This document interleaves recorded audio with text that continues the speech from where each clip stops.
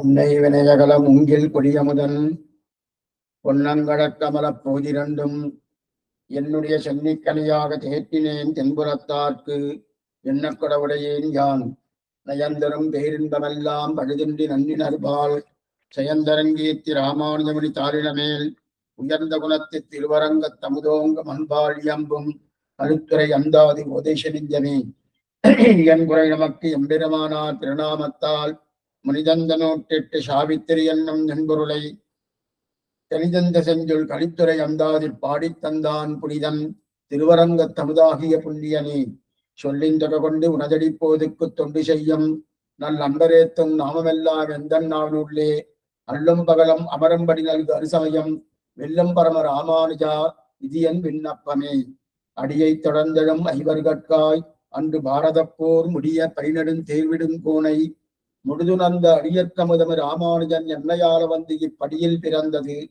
மற்றில்லை காரணம் பார்த்திடிலே. சுவாமி திருவரங்கத்தமுதனார் 108 பாசுரங்களோடு கூடிய ராமானுஜ நூற்றந்தாதி அனுகிரகித்தார். அதிலே நாம் 51வது பாசுரத்தை அனுபவித்துக் கொண்டிருக்கிறோம். இந்த பாசுரத்திலே முழுதுணர்ந்த அடியர் அப்படின்னு தெரிவிக்கிறார். கண்ணனை பற்றி முழுதுணர்ந்த அடியவர்கள் யார்? புறத்தாழ்வார், முதலியாண்டான், எம்பார் போன்றவர்கள். அப்படிப்பட்ட முழுதுணர்ந்த அடியவர், அந்த அடியவர்களுக்கு அமிர்தமாக இருக்கக்கூடிய சுவாமி ராமானுஜர். அதைத்தான் இங்க தெரிவிக்கிறார். கண்ணன் பெருமான் பண்ண சேட்டிதங்கள் அப்படின்னா பாண்டவர்களுக்காக கண்ணன் பெருமான் அவதாரம் அப்படின்னு தெரிவிக்கிறார்கள் நம்முடைய முன்னோர்கள். ஆனால் இங்கு திருவரங்கத்தமிழார் தெரிவிப்பது ராமானுஜருடைய அவதாரமே அடியனை கடைச்சேற்றுவதற்காக, அடியனை உஜ்ஜீவனிப்பதற்காக தான் அவருடைய அவதாரம். மற்றில்லை காரணம் பார்த்திடலேன்னு தெரிவிக்கிறார். வேறு காரணம் எனக்கு தெரியலைன்னு தெரிவிக்கிறார். என்ன தெரிகிறது? அடியை தொடர்ந்தழும் ஐவர் கட்காய் அன்று பாரத போர் முடிய பரிநெடும் தேர்விடும் கோனை. அப்படிப்பட்ட கோனை, அப்படிப்பட்ட ராஜாவை முழுதுணர்ந்த, நன்றாக தெரிந்தவர்கள், முழுதுணர்ந்த அடியற்கமுதம். அந்த முழுதுணர்ந்தவர்கள் யாரு? புறத்தவாழ் முளையாண்டான், எம்பார் போன்றவர்கள். அவர்களுக்கு அமிர்தமாக இருக்கக்கூடிய சுவாமி ராமானுஜர். அப்படிப்பட்ட ராமானுஜர் என்னையால வந்து இப்படியில் பிறந்தது, என்னை ஆள்வதற்காகவே, என்னை உஜ்ஜீபிப்பதற்காகவே இந்த லோகத்துல வந்து அவதாரம் பண்ணினார் அப்படின்னு தெரிவிக்கிறார். என்ன சுவாமி, வேற அவதாரம் இல்லையான்னா நான் காரணத்தை தேடி பார்க்கிறேன். திருவரங்கத்தை தெரிவிக்கிறார். என்ன காரணம், என்ன காரணம் தேடி தேடி பார்க்கிறேன், எனக்கு கிடைக்கல. ஒரே காரணம், என்னை உஜ்ஜீபிப்பதற்காக சுவாமியுடைய அவதாரம். மற்றில்லை காரணம் பார்த்திடலை தெரிவித்துக் கொண்டு வருவார். இதுல நேற்றைய காலக்ஷேபத்திலே அடியை தொடர்ந்து எழும் ஐவர் கட்காய் அது வரைக்கும் பார்த்தோம். தொடர்ந்து எழுன்னா பஞ்சபாண்டவால் கண்ணனுடைய திருவடியை பின்னாடியே போயிட்டிருப்பார். கிருஷ்ணாஸ்ரயகா ஸ்ரீ கிருஷ்ண பலாகா கிருஷ்ண அப்படின்னு தெரிவிக்கிறா இல்லையா? கண்ணனே எல்லாம் அந்த நிலையில இருக்கிறாவ. ஆனா 20 வயது தொடங்கி அந்த நிலையில இருந்தாருன்னா தெரியாது. அதன் பிறகு குந்தி தேவி என்ன, மார்க்கண்டேயர் என்ன, வியாச பகவான் என்ன, இவர்களாலே தூண்டப்பட்டு, இவர்களால் சொல்லப்பட்டு கண்ணன் பெருமான சரணாகதி பண்ணுன்னு சொன்னபடியாலே மேற்கொண்டு கண்ணன் தான் ரட்சகன், மற்ற யாரும் ரட்சகருக்கு கிடையாது என்கிற எண்ணத்தோடு அடியை தொடர்ந்து அவனுடைய திருவை தொடர்ந்து எழுந்து கொண்டு போனார்கள். அன்று பாரத போர் முடிய, அந்த பாரத போர் முடியணும்னா போர்னு ஆரம்பிச்சாச்சு. ஆரம்பிச்ச உடனே மேற்கொண்டு இந்த பக்கம் 11 அக்ஷோணி சைன்யம், அந்த பக்கம் 7 அக்ஷோணி சைன்யங்கள். அந்த அக்ஷோணி சைன்யத்துக்கு முன்னாடி கொண்டு போய் விட்ட உடனே அர்ஜுனன் நான் யுத்தம் பண்ண மாட்டேன்னு சொல்லிட்டான். சொன்ன உடனே அந்த சொன்னதை அவன் யுத்தம் பண்ண வைப்பதற்காக என்ன கொடுத்தார்? 700 ஸ்லோகத்தை கொடுத்தார் கீதா சாஸ்திரமாக. அப்பனா அந்த 700 ஸ்லோகத்தை கொடுப்பதற்கு என்ன கொடுத்தான் அர்ஜுனன்னா 3 குற்றங்களை கொடுத்தான்னு தெரிவிக்கிறார் நம்முடைய பூர்வாச்சாரிகள். என்னென்ன குற்றம்? அர்ஜுனுடைய தவறு என்னன்னா சத்ரியனாக பிறந்து சண்டை போட மாட்டேன்னு சொல்லி பிடிவாதம் பண்ணது. அது பெரிய தவறு. அப்படிப்பட்ட தவறு அந்த அஸ்தானி ஸ்நேக காருண்ய தர்மா தர்ம தியா குலம், அஸ்தானே ஸ்நேக காருண்ய தர்மா தர்ம தியா குலம் பார்த்தம் பிரபன்ன உத்திஷ்ட சாஸ்திர வதனம் கிருத்தம்னு தெரிவிக்கிறார். அஸ்தானே சேகக்காரன் தெரிவிக்கிறார் இல்லையா? அப்ப இது முதல் அத்தியாயத்தினுடைய சங்கிரக ஸ்லோகம் ஆளவந்தாருது. அது தெரிவிக்கிறார். 3 குற்றங்களை கொடுக்கிறார். 3 குற்றங்கள்ல 3 பழமாக கொடுக்கிறார். என்னென்ன 3 பழம்னா, காட்டக்கூடாத இடத்துல ஸ்நேகத்தை காட்டினான், காட்டக்கூடாத இடத்துல கருணையை காட்டினான், எது தர்மம் எது அதர்மம் என்று தெரியாமல் குழம்பிக் கொண்டு மயக்கத்தோடு தர்மத்தை அதர்மமாக நினைத்து அதர்மத்தை தர்மமாக நினைக்கிறானோ, இந்த 3 குற்றங்கள். இந்த 3 குற்றங்களை 3 பழமாக கொடுத்து என்ன பண்ணினான்? பூர்ணமாக கீதா சாஸ்திரத்தை வாங்கினான். சாமானியமா நாம் அது சர்ம ஸ்லோகம். நாம சர்ம ஸ்லோகத்தை ஆச்சாரத்தை வாங்கணும்னா பழங்கள் கொடுக்கலாம், அவருக்கு சம்பாவனை கொடுக்கலாம். இன்னைக்கெல்லாம் சில அந்த காலத்துல 6 மாசம் சிற்சூஷ பண்ணணும். 6 மாசம் கைங்கரியம் பண்ணாதான் அதெல்லாம் கொடுக்குறா. இவ எதுவுமே இல்லாம 3 தோஷங்களை கொடுத்து வாங்கினான்னு தெரிவிக்கிறா இல்லையா? அப்படிப்பட்ட கீதா சாஸ்திரம். ஆக அதைத்தான் இங்க தெரிவிக்கிறார். என்னன்னா, பார்த்தான் சாஸ்திரா பிரதனம் கிருத்தம். அப்படிப்பட்ட அந்த கீதா சாஸ்திரம் வாங்கியிருந்தது. அதுதான் பரிநெடும் தேர்விடும் கோன். கோன்னா ராஜான்னு பேர்.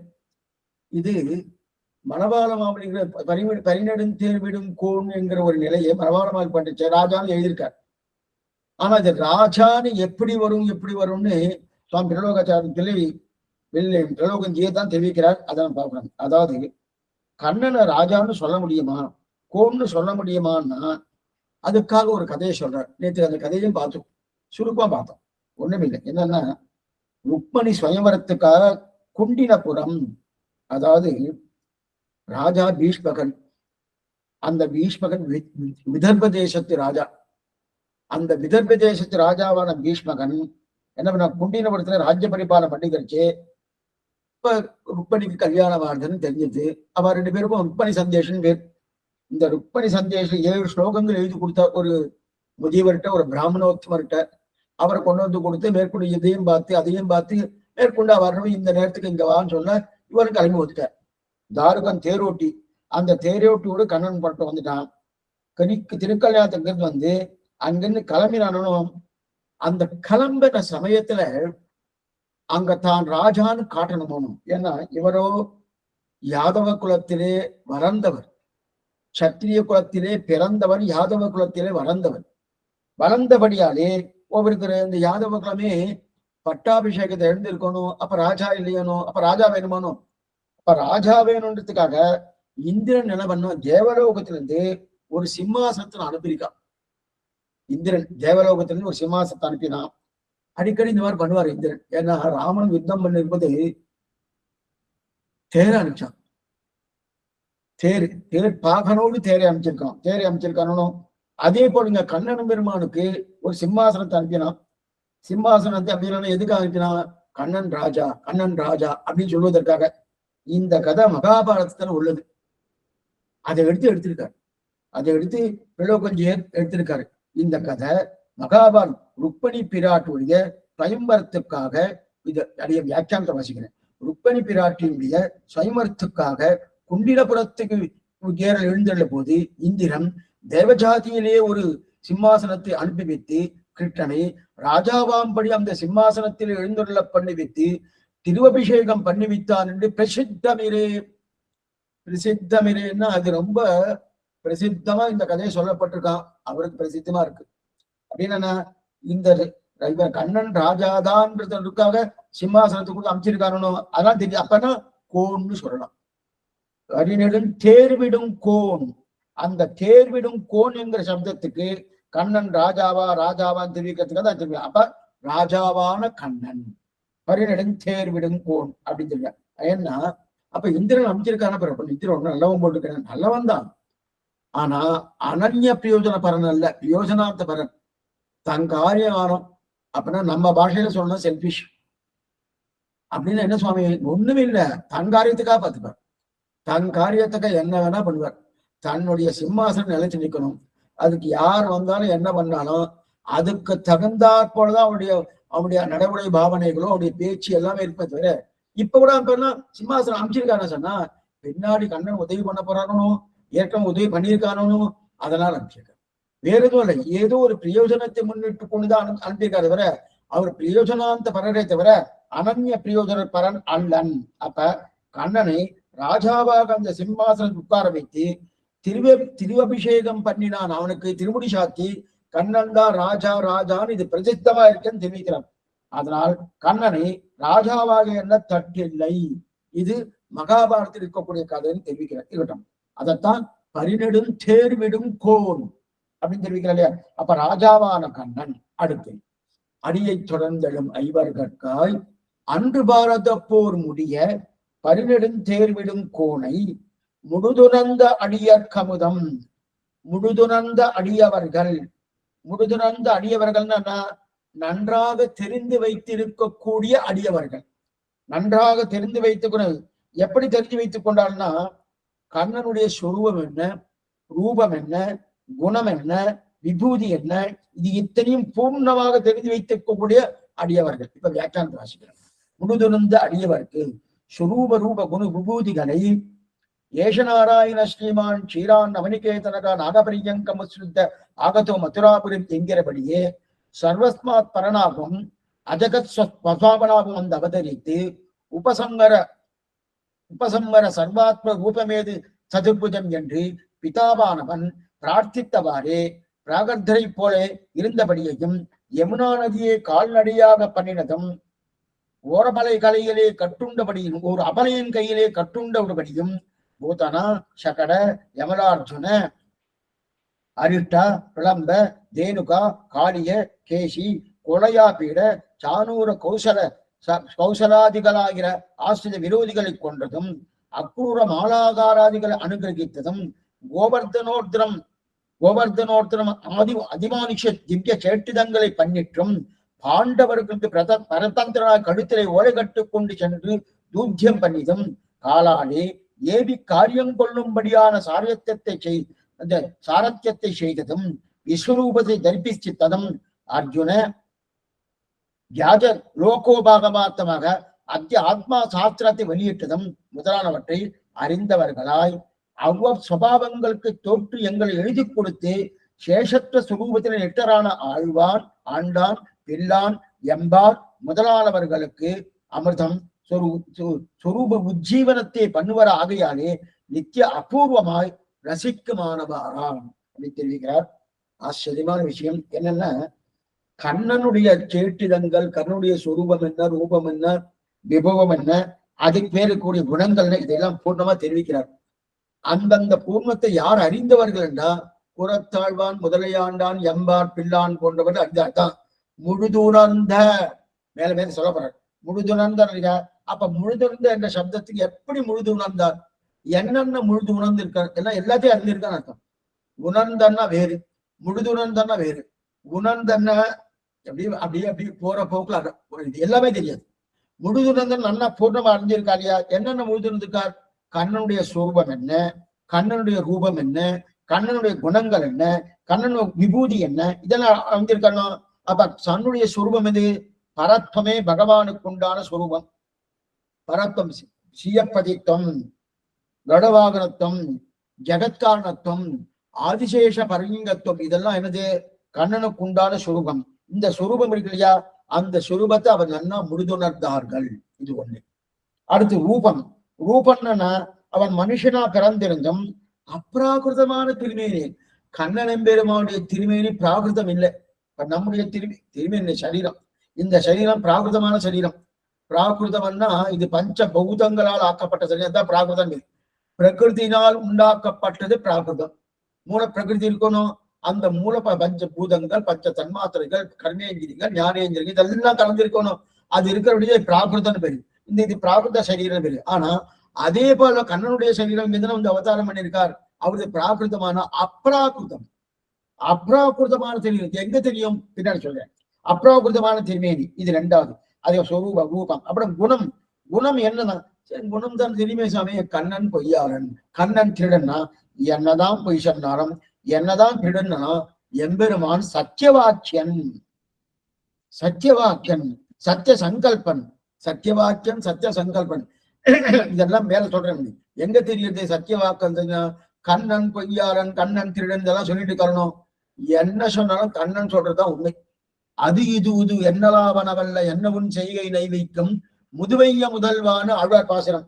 நீ எது பண்ணாலும் அது சத்தியமா இருக்குன்றார். எதுக்கு சொல்ல வந்தேன்னா, அப்ப சத்திய சங்கல்பன், அப்ப குணம் சொரூபம் என்ன, ரூபம் என்ன, குணம். அடுத்து விபூதி. விபூதினா சொத்து.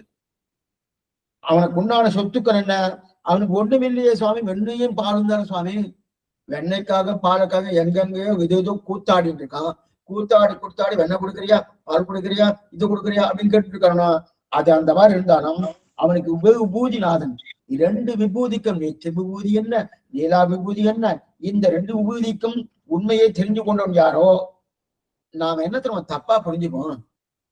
கண்ணன் பெருமா அவதாரம் பண்ணினா அந்த நாம கண்ணனை எப்படிலாம் தப்பா புரிஞ்சுப்போம்னா, சுரூபத்தால கண்ணனை பார்த்தா சாமானிய மனுஷன் நம்மோடு வந்து பிறந்திருக்கான்னு நம்ம நினைப்போம். அப்பனா உணர்ந்தன்னு அர்த்தம், முழுதுணர்ந்தன்னு அர்த்தம் இல்லை. சாமானிய மனுஷன் சுவாமி மற்றவெல்லாம் பிறந்த மாதிரி கண்ணனும் பிறந்திருக்கார். ஏன்னா அவருக்கும் திருடுறாரணும், அவரும் சாப்பிடுறாரணும், அவரும் மற்றதெல்லாம் கட்டுண்டாரணும், அவரும் அடிக்கடி அழறாரணும், எல்லாமே பண்ணிட்டு இருக்காரணும். நமக்கு என்னென்ன உண்டு அத்தனையும் பண்ணிட்டு இருக்காரணும். அதை மனுஷன் அப்படின்னு நினைக்கிறோமோ. அப்ப நம்மால முழுதுணர முடியல. அப்ப நம்ம உணர முடியாது. அப்ப முழுதுணர்ந்தனா மனுஷன் நம்மோடு பிறந்தவன்னு இருக்கணும் இல்லையா. ஆனால் முழுதுணர்ந்தனும் பார்த்தோம்னா என்ன தரமானா, சொரூபம் பரத்துவம். அவர் நமக்காக வந்து அவதாரம் பண்ணியிருக்காரு. பரத்துவம் தான் அவருடைய சொரூபம், ஸ்ரீயப்பதித்துவம் தான் அவருடைய சொரூபம், ஜெகத்காரத்துவம் அவன் சொரூபம். அப்படிப்பட்ட சொரூபம் நமக்காக வந்து அவதாரம் பண்ணியிருக்கார் என்று நினைத்துக் கொண்டார் என்று பார்த்தால் முழுதுணர்ந்த அடியவர்கள் அப்படின்னு அர்த்தம். அப்ப உணர்ந்தவர் அப்படின்னு வச்சுட்டா மனுஷனா பிறந்திருக்கார் சுவாமி, அவ்வளவுதான் அப்படின்னு நினைப்பார். சில பேர்லாம் அது இப்படியே சில பேர் சொல்லிட்டு இருக்கா, ஒண்ணுமில்ல சுவாமி, அவர்கிட்ட சில சித்து வேலைகள்லாம் இருக்கு. இதை சொல்றவா அந்த காலத்துல இருந்திருக்கா. சில சித்து வேலைகள்லாம் இருக்கு. அந்த சித்து வேலையெல்லாம் தெரிஞ்சுட்டு இருக்கிறபடியா அவரும் மனுஷன் தான் சுவாமி. ஏன்னா அவருக்கும் சரீரம் கீழே வந்து தோணும். அவரும் கிளம்பி போயிட்டார்னா, சரீரம் கீழே விழுந்த சரீரம் சாமானிய சரீரம், அப்ராகிருத சரீரம் கிளம்பி போயிடுது. நமக்கு இதெல்லாம் சாஸ்திரத்தை பார்த்தாதான், அந்த கீதா கதையை கேட்டதான் கூட்டமா தெரியும். இருக்கட்டும், எது சொல்ல வந்தேன்னா, அப்ப சொரூபம் சியப்பதித்வம் பரத்வம் ஜெகத்காரணத்துவம் இதெல்லாம் இது முழுதுணர்ந்த அடியவர்கள் தெரிந்து கொண்டது. அதே போல சாமானியவர்கள் உணர்ந்தவர்கள் தெரிஞ்சு கொண்ட ரூபம்னா என்ன, அவஜானந்தி மாமூடாக கண்ணனை கீதையில தெரிவிக்கிறார். அவஜானந்தி மாமூடாக ரூபத்திலேயே மனுஷ தேகத்தை எடுத்தான் என்பது இல்லைன்னா சுவாமி. மனுஷ தேகம் சுவாமி மனுஷனா பிறந்திருக்கார். ஏன்னா நம்மளை போல 2 கால் 2 கைகள், அறக்கட்சி 4 திருக்கைகளோடு தான் பிறந்தார், சதுர்பூஜத்தோடு தான் பிறந்திருக்கார். ஆனா அதை மறைக்க சொன்னபடியாலே 2 புஜம் வந்திருக்கு. இருக்கட்டும், அப்படி இருக்க செய்து நம்ம போல 2 திருக்கைகள் 2 கால்கள் இருக்கணும். அதே போல இருக்க மனுஷ தேகம் தானே அப்படின்னு இதெல்லாம் உணர்ந்தவர் சொன்னது. முழுதும் உணர்ந்தவர் என்ன சொல்றனா, அப்ராகிருதமான திருமேனி சுவாமி.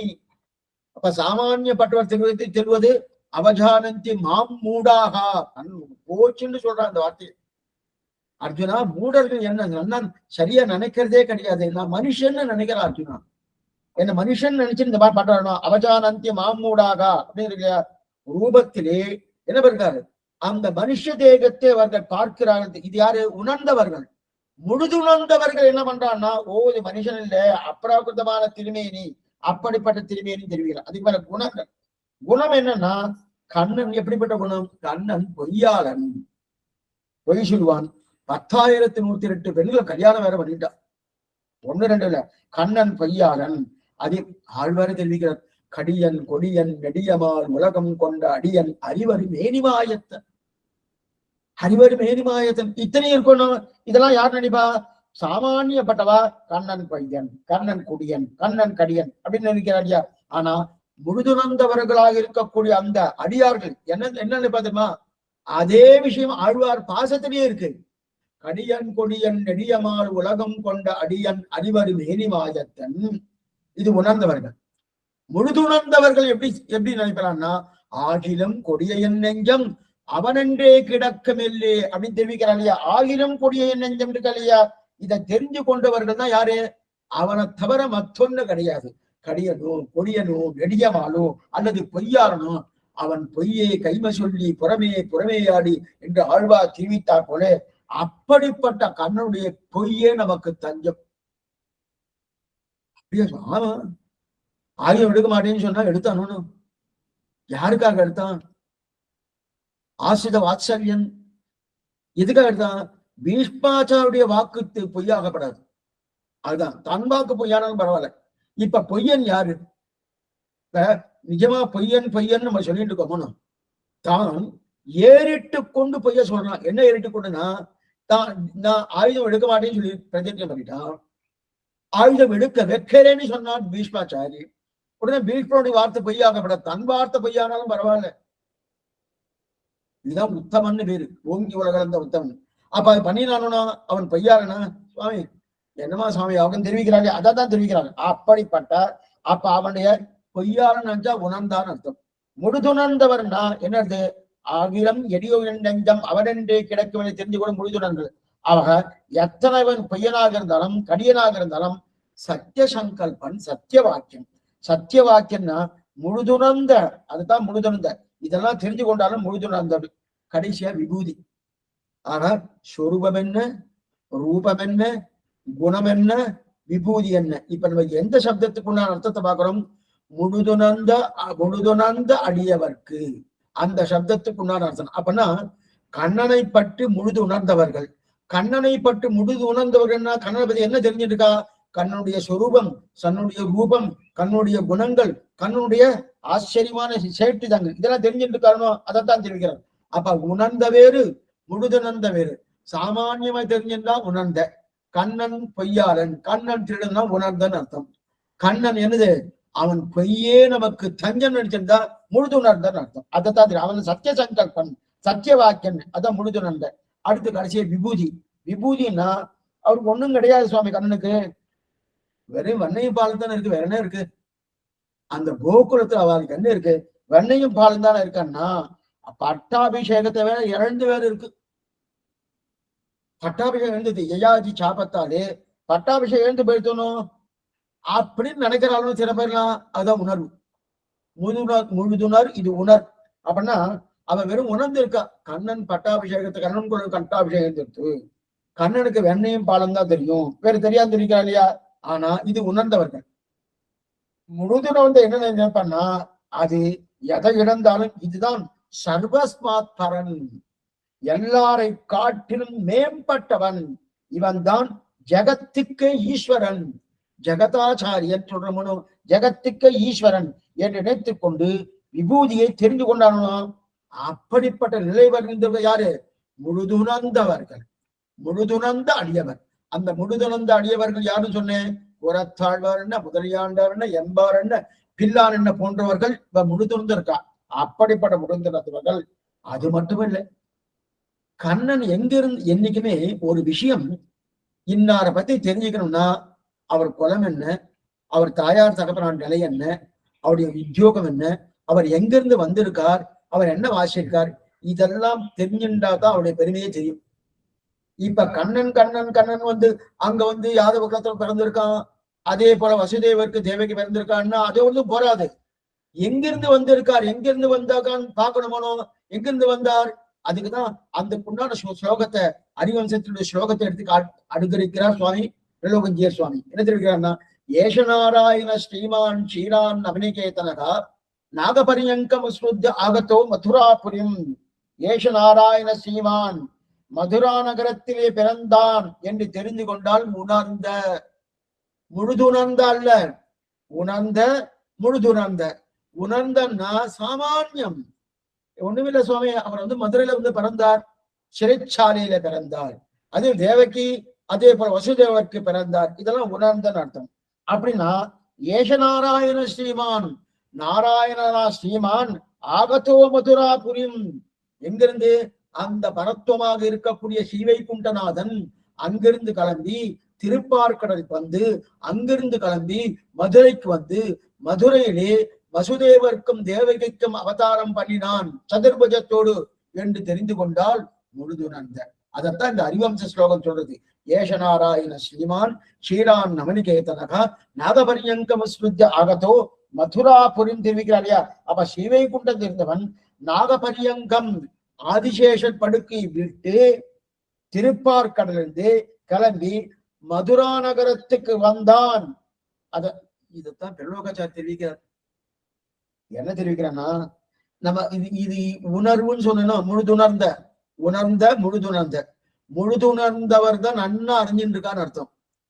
ஆனா உணர்ந்தவர்கள் என்ன சாமான்யமா தெரிஞ்சுக்கிறார். கண்ணனா அவர் இதுதான் சொல்லுவாங்க, இதுதான் தெரிஞ்சுக்கிறா இல்லையா. ஆனா இந்த பிள்ளலோகாச்சர் அர்ஜுனனே இப்படிதான் நினைச்சான்.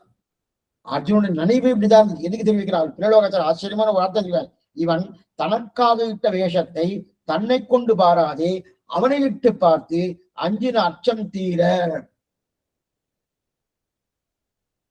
என்னன்னா, இவன் தனக்காக இட்ட வேஷத்தை தன்னை கொண்டு பாராதே அவனை விட்டு பார்த்து அஞ்சின அச்சம் தீரனா, இவன் என்னமோ எனக்காக தேரோட்டியா வந்தான்னு நினைக்கிறான் அர்ஜுனன்.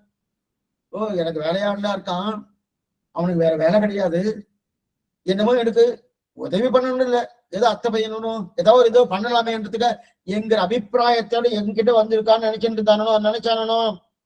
எப்படிப்பட்டவன் பகவான்? சர்வஸ்மாத்மரன், அப்படிப்பட்ட சர்வேஸ்வரன். சர்வேஸ்வரன் என்னை ரட்சிப்பதற்காக தேரோட்டி வந்தான் என்று நினைக்கணும். அந்த நினைக்கக்கூடிய நினைவை மறந்துட்டான். அதை மறந்துட்டு என்ன பண்ணா, எனக்காக வந்திருக்கான் அர்த்தனா, ஒண்ணுமில்ல சுவாமி, அவருக்கு ஒண்ணும் வேலை கிடையாது இருக்கு, அதனால எனக்கு வந்திருக்காருன்னா அதான் அவனை இட்டு பாராதன். இவன் தன்னை இட்ட, எனக்கு தனக்காக இட்ட வேஷத்தை தன்னை கொண்டு பாராதே அவனை இட்டு பார்த்து அஞ்சின அச்சம் தீர அகம் மாம் என்று தெரிவிக்கிறார் இல்லையா. அதான் அஞ்சின அத்தஞ்சின மாம் என்கிறான் இல்லையா. மாம் ஏகம் க்ஷணம் பிரஜா, மாம் என் ஒருத்தனையே க்ஷணமாக பத்தும் தெரிவித்தானோ. சர்வதன்வான் பரித்யஜ்ய மாமேகம் க்ஷணம் பிரஜா அகம் துவா சர்வபாபியோ மோட்சயிச்சாமா சொன்ன. மாம் என் ஒருத்தனையே க்ஷணமாக பத்துன்னு சொன்ன. அப்ப அஞ்சின அச்சம் தீர, அப்ப மாம் ஏகம் சொல்லிட்டு அகம் மாம் என்று தொட்டுரைத்த சொல், தொட்டுரைத்த மாம் இது தொட்டு உரைக்கிறோனோ அந்த சொல்லி இருக்கணும்.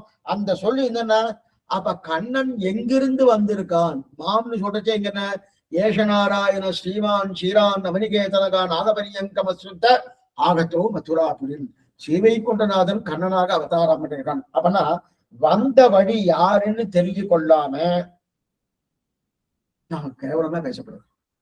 யாரோ ஒருத்தர் ஆத்துக்கு வந்திருக்கான்னா அவள்கிட்ட நம்ம என்ன பேசணும், யாரு என்ன எல்லா சங்கத்தையும் தெரிஞ்சுன்னு தான் அவளை பத்தி பேசணும். தவிர வந்துட்டேரா என்னமா நீ வேற வழி இல்லையா அப்படின்னா அவர் ரொம்ப பெரியவரா இருக்கணும், பாகத்துக்கு சாதுவா இருக்கணும். ஆனா ரொம்ப பெரியவரா இருக்கணும்னா தப்பா பேசக்கூடாது. அப்படின்னா இவர் எங்க இருந்து வந்தான்னு தெரிஞ்சுட்டா தான் நமக்கு அதைத்தான் முழுது உணர்ந்தன்னு தெரிவிக்கிறார்.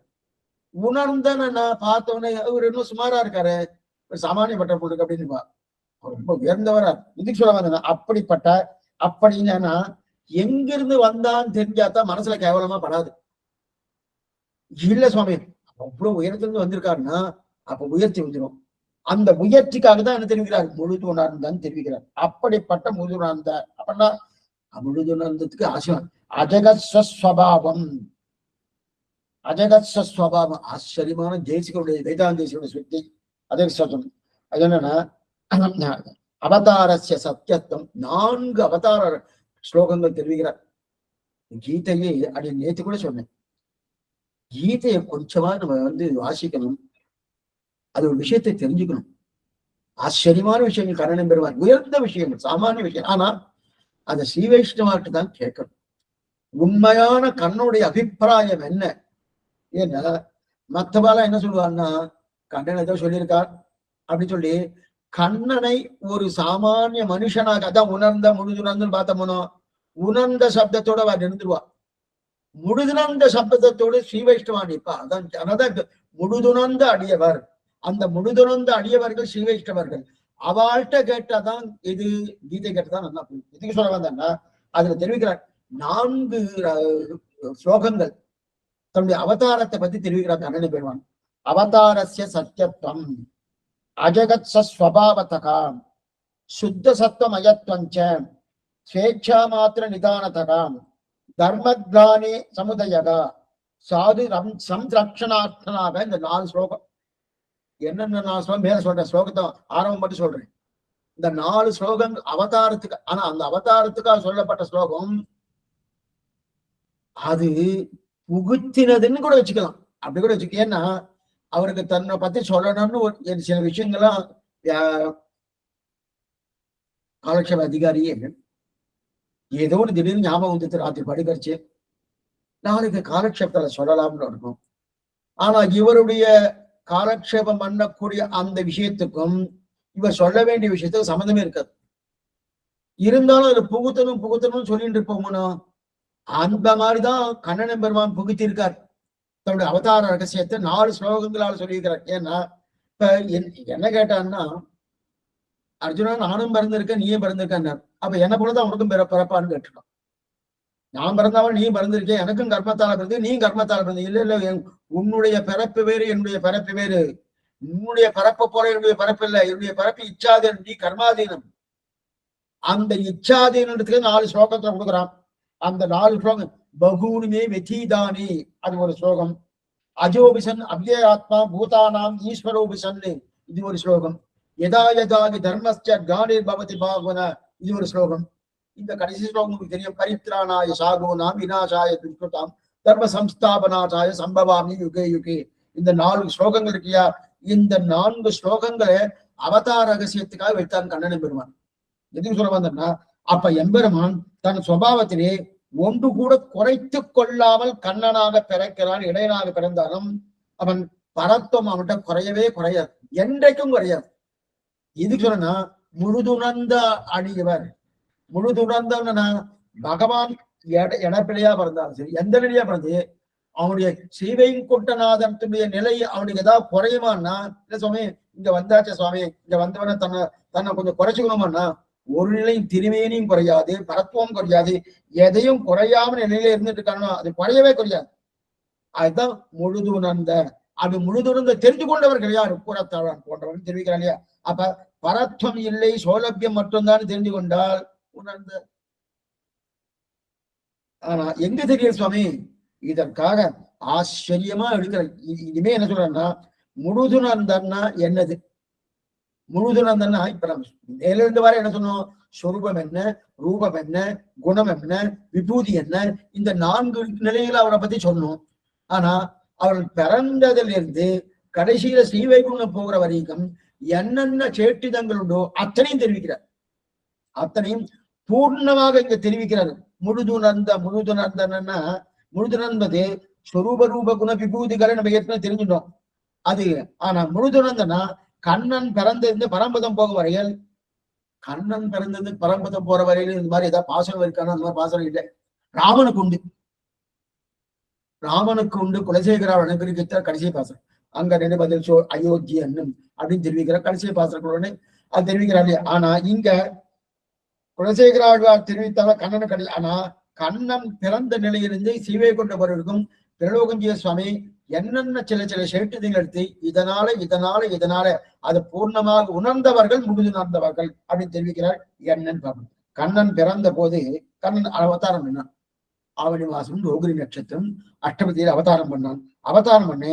அவதாரம் பண்றச்சே சதுர்முகத்தோடு அவதாரம், 4 திருக்கைகளோடு அவதாரம் பண்ணணும். அந்த 4 திலக்கை அவதாரம் பண்ணிட்டு உபசம்பர சர்வாத்மன்னு ரூபமேவது சதுர்புஜம். உபசங்கர சர்வாத்மானு ரூபமேவது சதுர்புஜம். ஓ சுப்பசங்கர மறைத்துக்கொள், ஏ கண்ணா மறைத்துக்கொள், கிருஷ்ணா மறைத்துக்கொள். 4 திருக்கைகளோடு கண்ணன் பிறந்தான். பிறந்த உடனே நீ இப்படி பிறந்திருக்கே எனக்கே பயமா இருக்கே, நீ அப்ராகிருதமான திருமேனியா இருக்கே, பிராகிருதமான சிசுவாக நீ இரு,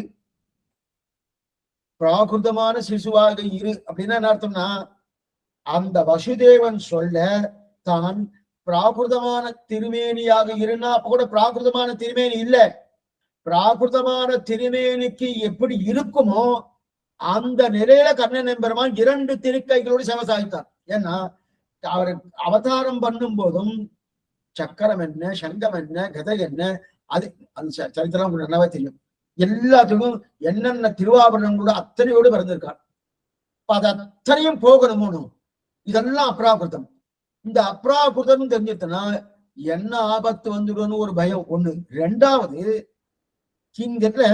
இந்த நிலையில இருந்தாலும் ஒண்ணும் பிரயோஜனம் இல்லை, நீ சாமானிய நிலையில இரு. அப்படின்னா நான் பிராகிருதமா இருன்னு சொன்ன உடனே மாத்தின்னு தரணும். உடனே 2 தேவக்குள்ள சேவை சாய் தரணும். அப்ப இந்த 2 சேவத்துல சேவை சாய் தரணும். இப்ப எதுக்கு சொல்ல வரேன்னா, கண்ணனுடைய சேட்டிதங்கள் தான் முழுதுணர்ந்த அப்படின்னு தெரிய போறான். அந்த முழுதுணர்ந்த சப்தத்துக்கு ஏன் சுவாமி முதல்ல இந்த கதையை தான் சொல்லணுமான்னா, ஏன் சொன்னா இந்த கதையை சொன்னாதான் எப்பேற்பட்டவன் சதுர்புஜத்தோடு பரதத்துவமுடையவன் இப்படி பிறந்தான்னு தெரியுமோனோ. அதனால அந்த குழந்தை பிறக்கச்சே 4 திருக்கைகளை பிறந்ததுனும். இதை கேட்ட உடனே வசுதேவர் மாத்திக்கோன்னு சொன்ன உடனே மாத்திட்டானோ. இதை முழுதுணர்ந்தவர்கள் யாரு? புறத்தாழ்வார், முதலியாண்டான், எம்பார், பிள்ளான் போன்றவர்கள். இது நல்லா முழுதுணர்ந்த சப்தத்துக்கு உண்டான அர்த்தத்தை முழுதுணர்ந்தான். இது வெறும் குழந்தை இந்த தெரியும்னா உணர்ந்த சாமானிய குழந்தை சுவாமி, சாமானிய குழந்தை சுவாமின்னா அப்ப உணர்ந்த அர்த்தம்.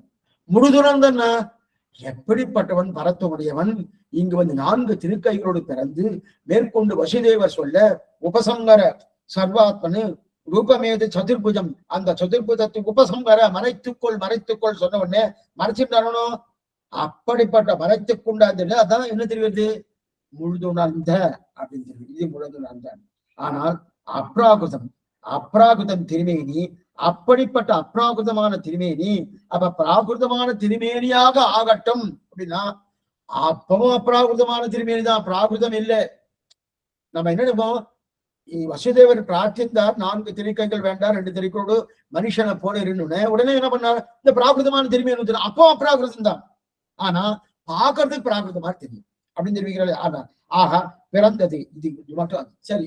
பிறந்தது சுவாமி, பிறந்தது ஆச்சரியமானா அது ஆச்சரியம் இல்லை, வளர்ந்தது அதை விட ஆச்சரியம். பிறந்தவாறும் மறந்தவாறும் பெரிய பாரதம் கை செய்து ஐவர்க்கு திறங்கள் காட்டியிட்டு செய்து போன மாயங்களும் நிறந்த நூடுபுக்கு எனதாவியை நின்று உருக்கு உண்கின்ற இச்சிறந்தவான் சுடரே உன்னை என்றுகொள் சேர்வதுவே. இந்த பாசனம் 5ஆம் 10 10ஆம் திருவாவளி. ஆழ்வார் மோகிச்சு விட்டுட்டார். கண்ணன் பிறந்தான் என்றும் வளர்ந்தான் என்றும் அப்படி நினைச்சார். எப்படி பிறந்தான இப்படி வளர்ந்தான்னு அப்படியே மோகித்து கீழே சாஞ்சிட்டார். 6 மாசம் எழுந்துக்கவே இல்லை. அதுக்கப்புறம் தான் 6 மாசம் கழிச்சா திருப்பி மாசம் தொடர்றது. அந்த மாதிரி 3 மாசம் மோகித்துன்னு அழகிய மணவாள பெருமாள் நாயனார் எடுக்கிறார். இது 2வது 6 மாசம். முதல் 6 மாசம் ஏற்கனவே முதல் 10 3ஆம் திருவாய்மொழி பத்துடை அடியவர் கலியவன் பிறர்களுக்கு அறியவத்தன் அங்கு. இது 2வது 6 மாசம். அப்பனா பிறந்தவாறும் வளர்ந்தவாறுன்னா அவன் பிறந்தது ஒரு பெரிய ஆச்சரியம்னா வளர்ந்தது அதை விட ஆச்சரியம். அப்ப என்ன சுவாமி ஆச்சரியம்னா யமுனை நதியை தாண்டி நடந்து போறானு. இவன் இறந்த உடனே பிறந்த உடனே என்னன்னா அங்க இருக்க முடியாம அங்கிருந்து மறைந்து வாழணும், அங்கிருந்து நடந்து போனானு. அது பெரிய ஆச்சரியமாச்சு. ஏன்னா எப்ப சதுர்புதத்தோடு பிறந்திருக்கானோ அப்பவே கம்சனை இல்லைன்னு ஆக்கியிருக்கலாமோனும். சங்கல்பம் பண்ணாலே போரும் கருதுமிடம் பொருது புனல் கை நின்ற சக்கரத்தன், அந்த சங்கல்பத்தால பண்ணிருக்கலாமோனோ. ஆனா அதை பண்ணாம அங்கிருந்து ஏதோ ஒரு பயத்தினால ஏதோ ஒரு இது இருக்க மறைந்து வரணும் நடந்து போனானோ. அது ஆச்சரியம். அது மட்டும் இல்ல, ஒரு அபலையாக இருக்கக்கூடிய யசோதை கையில கட்டுண்டானவனும். ஒண்ணுமில்லாத யசோதை, அவனுக்கு எதாவது தெரியுமானா ஒண்ணும் தெரியாது. அவங்கிட்ட கட்டுண்டானவனு. பத்துடை அடியவர் கெடியவன் பிறர்களுக்கு அறிய வித்தகன் மலர்மகள் விரும்பும் நம் மரும்பெருடர்கள் மற்றொரு களவினில் உறவிடையா புண்டு எத்திரம் எத்திரம் எத்திரம் எத்திரம் எத்திரம் சொல்லியே 6 மாசம் மோகிச்சு வந்துட்டான். அப்ப முதல் 6 மாசம் மோகித்தது முதல் 10 3ஆம் திருவாய்மொழி. 2வது 6 மாசம் மோகித்தது நம்மாழ்வார். மோகித்தது 5ஆம் 10 10ஆம் திருவாய்மொழி. இதுக்கு சொல்ல வந்தா அப்ப மோகித்து வீழ்ந்தாரனோ. இப்ப இதை தெரிவிக்கிறார். ஆகா அப்படிப்பட்ட நிலையில இருந்தார். இதெல்லாம் என்னது? இது வெறும் யசோதை காட்டினா அடிபட்டா அப்படின்னு தெரிஞ்சுதா? உணர்ந்து முழுதுணர்ந்தன்னா எப்பேற்பட்டவன் ஒண்ணுமில்லாத ஒரு அபலையால யசோத கையால கட்டுண்டான் ஒண்ணும். கட்டுண்டான் காணேடி திருமஞ்சாவை தெரிவிட அந்த கட்டுண்டானோ. அந்த கட்டுண்ட அதுக்கப்புறம் அடுத்தது பாருங்க. அடுத்து கட்டுண்டு அதுக்கப்புறம் எவனாலேயே கால்நடையாக பரிணிதம் ஒரு அபலையின் கையிலே கட்டுண்டபடியும். அதுக்கப்புறம் ஒரே வார்த்தையில 10 பேரை தெரிவிக்கிறார். என்ன தெரியும்னா பூதனா சகட யமலார்ஜுன அரிஷ்டா பிரளம்ப தேனுக காளிய கேசி குவலயா பீட சானூர கௌசலாதிராஜோட ஆசிரித விரோதிகள் கொன்றதும். அப்பனா யாராரு ஆசிரியம் தெரிவிக்கணும்? பூதனா. முதல்ல வந்தது பூதனா. முதல்ல வந்தது என்னன்னா 10 பேரை சொல்றார். ஒரே வாக்கியத்துல 10 பேரை சொல்றார். முதல்ல வந்தது பூதனா. முடிஞ்சா கடைசியில வந்தது கேசி. அதுக்கு நடுவு வந்தவெல்லாம் யாரு? பூதனா, சகடாசுரன், யமலார்ஜுனன், அரிஷ்டாசுரன், பிளம்பாசுரன், தேனுகாசுரன், காளியன், கேசி, குவலையாப்பீட்டம், யானைகள் சானூர முஷ்டிகர்கள், அதுக்கப்புறம் கௌசல, எத்தனை உண்டோ எல்லாரையும் சேர்ந்து எம்பெருமான் முடிச்சுட்டானோ. ஒருத்தர் 2 பேர்ல இவர் எல்லாரையும் பண்ணிட்டானோ. அப்ப கம்சன் வரைக்கும் அத்தனை பேர் முடிச்சிருக்கானோ. ஆஸ்ரிதர்களுக்கு யார் விரோதிகள் இருந்தாலும் அவர்களை என்ன பண்றான், அவர்களை கொள்கிறான் பகவான். அப்ப சர்வஸ்மாத் பரன், சர்வத் பரன் கீழே இறங்கி வந்து பிரார்த்தித்த மட்டும் என்பதற்காக திருமேனியை மறைத்து கொண்டானு ஒண்ணுமில்ல. அந்த வசுதேவர் பிரார்த்தித்தார் உபசம்ஹாரா, நீ மறைத்துக்கொண்டு திருமேனி மறைச்சு கொண்டான். மறைச்சதுல அப்ராகிருதமான திருமேனி பிராகிருதமான திருமேனி ஆகட்டும்னா ஆகல. ஆனா பிராகிருதமா மற்றவாளுக்கு பார்க்கும்படியா அமைத்துக் கொண்டானோ. இவர்கள் முதல் எப்படி தெரிவிக்கிறாள் அதனால அப்ப இத்தனை தூரம் பண்ணானோ அதைத்தான் தெரிவிக்கிறார் சொல்லி கூப்பிட்டேன். அப்ப இந்த தேவையில்லாத பகவான் மனத்தை யமுனா நதியை கால்நடையா நடந்தானோ. மறைந்து வாழக்கூடிய தேவையே கிடையாது. மறைந்து வாழணுமா? ஒருத்தர் சர்வேஸ்வரன் பராத்பரன், இந்த கம்சனுக்காக மறைஞ்சு வாழ வேண்டிய அவசியம் கிடையாது. மறைந்து வாழ வேண்டிய தேவையில்லாத பகவான் மறைந்து வாழ யமுனா நதியை கால்நடையாக நடந்தும் இது என்னது முழுதுணர்ந்த அடியவர் அப்படின்னு தெரியும். அதுக்கு மேல விரோதிகள் 10 பேர் என்னென்ன முதல்ல பூத்தனா தொடங்கி கேசி பரியன் 10 பேரையும் தெரிஞ்சு விரோதி நிரசனம் பண்ணினது. அது மட்டும் இல்ல, விரோதியை கொல்ல மட்டும் வரல. சரி சுவாமி, இவர் வெறும் வீரர் மட்டும் அல்ல, அனுபவிக்கணுமோ வந்தார் சுவாமி, வந்தவார் பெரிய வீரர் சுவாமி அப்படின்னா அவரை யாரும் அவ்வளவு தூரம் கணிசிக்க மாட்டா. ஏன்னா அவர் வீரத்தை காமிச்சார் அவ்வளவுதான்னா, அனுபவம் இருக்கணுமோனோ, அந்த அனுபவ பாவியம் இருக்கணுமோனோ, அந்த அனுபவத்தை தெரிவிக்கிறார். அந்த அனுபவ பாவிய வஸ்து சுவாமி. அதனால்தான் அப்ப அனுபவம் என்னன்னா, யாராருக்கு அனுபவத்தை கொடுத்தார்? மாலாக்காருக்கு அனுபவத்தை கொடுத்தார். அதே போல அக்ரூருக்கு அனுபவத்தை கொடுத்தார். கூனிக்கு அனுபவத்தை கொடுத்திருக்கார். கூனி சந்தனத்தை கொடுத்திருக்காருனோ, சந்தனத்தை கொடுத்து அந்த கூனிக்கு அனுபவத்தை கொடுத்திருக்காரு. மாலாக்காருக்கு அனுபவத்தை கொடுத்தார். அதுக்கு மேல அக்ரூருக்கு அனுபவத்தை கொடுத்தார். அவளை தூக்கி அனுபவத்தை கொடுத்து அவர்களை அனுகிரகித்ததும். அதுக்கப்புறம் என்னது, கோவர்தனோர்தனம் 7 வருஷங்கள் 7 வயசுக்குள்ள அந்த கோவர்தனை குன்றால் குளிர்மாறி தவிர்த்து கந்தையும் கோவே ஆழ்வார் தெரிவிக்கிறார். அப்படி குன்றமேந்தி குளிர்மழை காத்தவன் அப்படின்னு தெரிவிக்கிறார். அந்த கோவர்தனோர்தனம் பண்ண முதலான இவெல்லாம் மனுஷர்களால பண்ண முடியுமா? ஒரு மலையை தூக்கணும்னா அது சுண்டி விரல், அந்த சுண்டி விரலால மலையை தூக்குமையா தூக்க முடியாது. அதையும் பண்ணினது. அதுக்கு மேற்கொண்டு என்ன பண்ணாரு, இதெல்லாம் அதிமானுஜ சேட்டிதங்கள். அதிமானுஜ சேட்டினா ஒரு மனுஷனால பண்ண முடியாத சேட்டிதங்கள். மனுஷனால பண்ண முடியுமா? பண்ண முடியாது. மலையை தூக்க முடியுமா? ஆஞ்சநேயர் தூக்கினார் சுவாமி, மலையை சஞ்சீவலை கொண்டு வந்தரணும். அதே போல இவரும் தூக்கி இருக்காருன்னா வாஸ்தவம் தான். ஆஞ்சநேயர் பண்ண மற்ற யாரும் பண்ணாரா? பண்ணலையோனோ. அந்த சக்தியை கொடுத்ததும் ராமன் தான். அதே போல இங்க இப்படிப்பட்ட அதிமானுஜ பண்ணித. மேலும் பாண்டவர்களுக்கு பரதந்திரனாய் இருந்தது மட்டும் இல்ல, கழுத்திலே ஓலை கட்டு கொண்டு தூத்தியம் பண்ணினதும் ரொம்ப கேவலமான தொழில். ரொம்ப கேவலமான. ஏன்னா இது சரியா சொல்லணும்னா, இந்த பெண் வீட்டுக்காரா பிள்ளை வீட்டுக்காரா 2 பேர் இருக்கா இல்லையா, அவருக்கு மத்தியில ஒருத்தர் இருப்பார்.